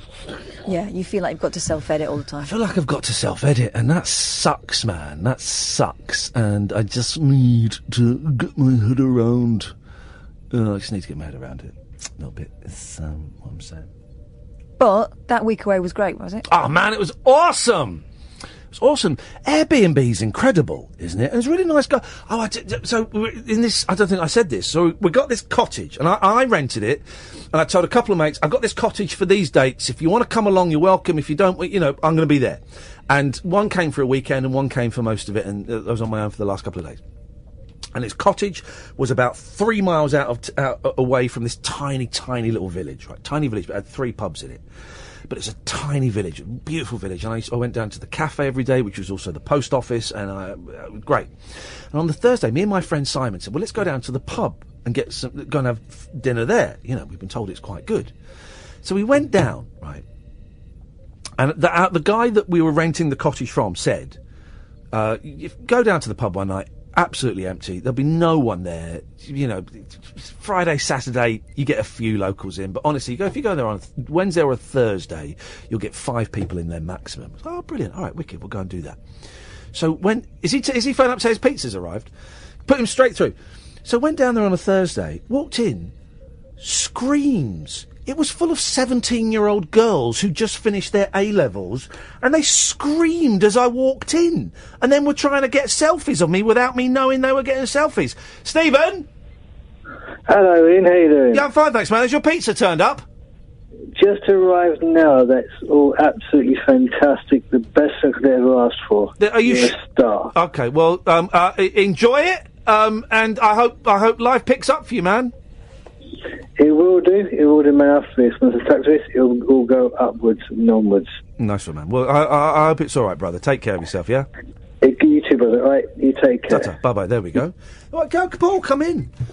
Just ordered pizza for one of our listeners. What are you doing for your listeners? What have you done to your chin? Oh, I got Is this the shaving thing? I'm a sad, middle-aged old male slut. Yes. Shaving in the bath. Yes. Okay, put a new razor in. Yeah. I didn't really need to shower, not particularly hirsute, and I felt the chop come off, and there's that 3 second, and then it became a sandpecking palm movie. Yeah. I'm in the bath, in my own blood, still got to rinse my hair. Yeah. Got to get out, try and dry without getting blood on the towels, failed. Blood all over the floor, on the side of the bath. The zombie apocalypse starts here. Now, was this a new shaving regime? Because we're too old to mess around with our shaving regimes. I must admit, I do slut out every now and again. About 3 times a week I shave in the bath, because of the odd hours we do, is my own excuse. But I do like a wet shave. Yeah, and, you know, and I definitely. bought the new kind of 3 or 5, or I think there's now a 6-blader you can get in Sainsbury's. Why don't they just bring out a 12-blader? That's inevitable. I used to have a cutthroat razor I bought in a jumble sale, and I got it sharpened, and as I pulled it out and opened it, I thought, I'm never going to put this in my face. I cut my finger as I opened it. We have got 15 seconds to flag up and sell your show. 2 words. Breaking Bad, Bryan Cranston. Hear from him later on in the show. Oh, wow. Mate,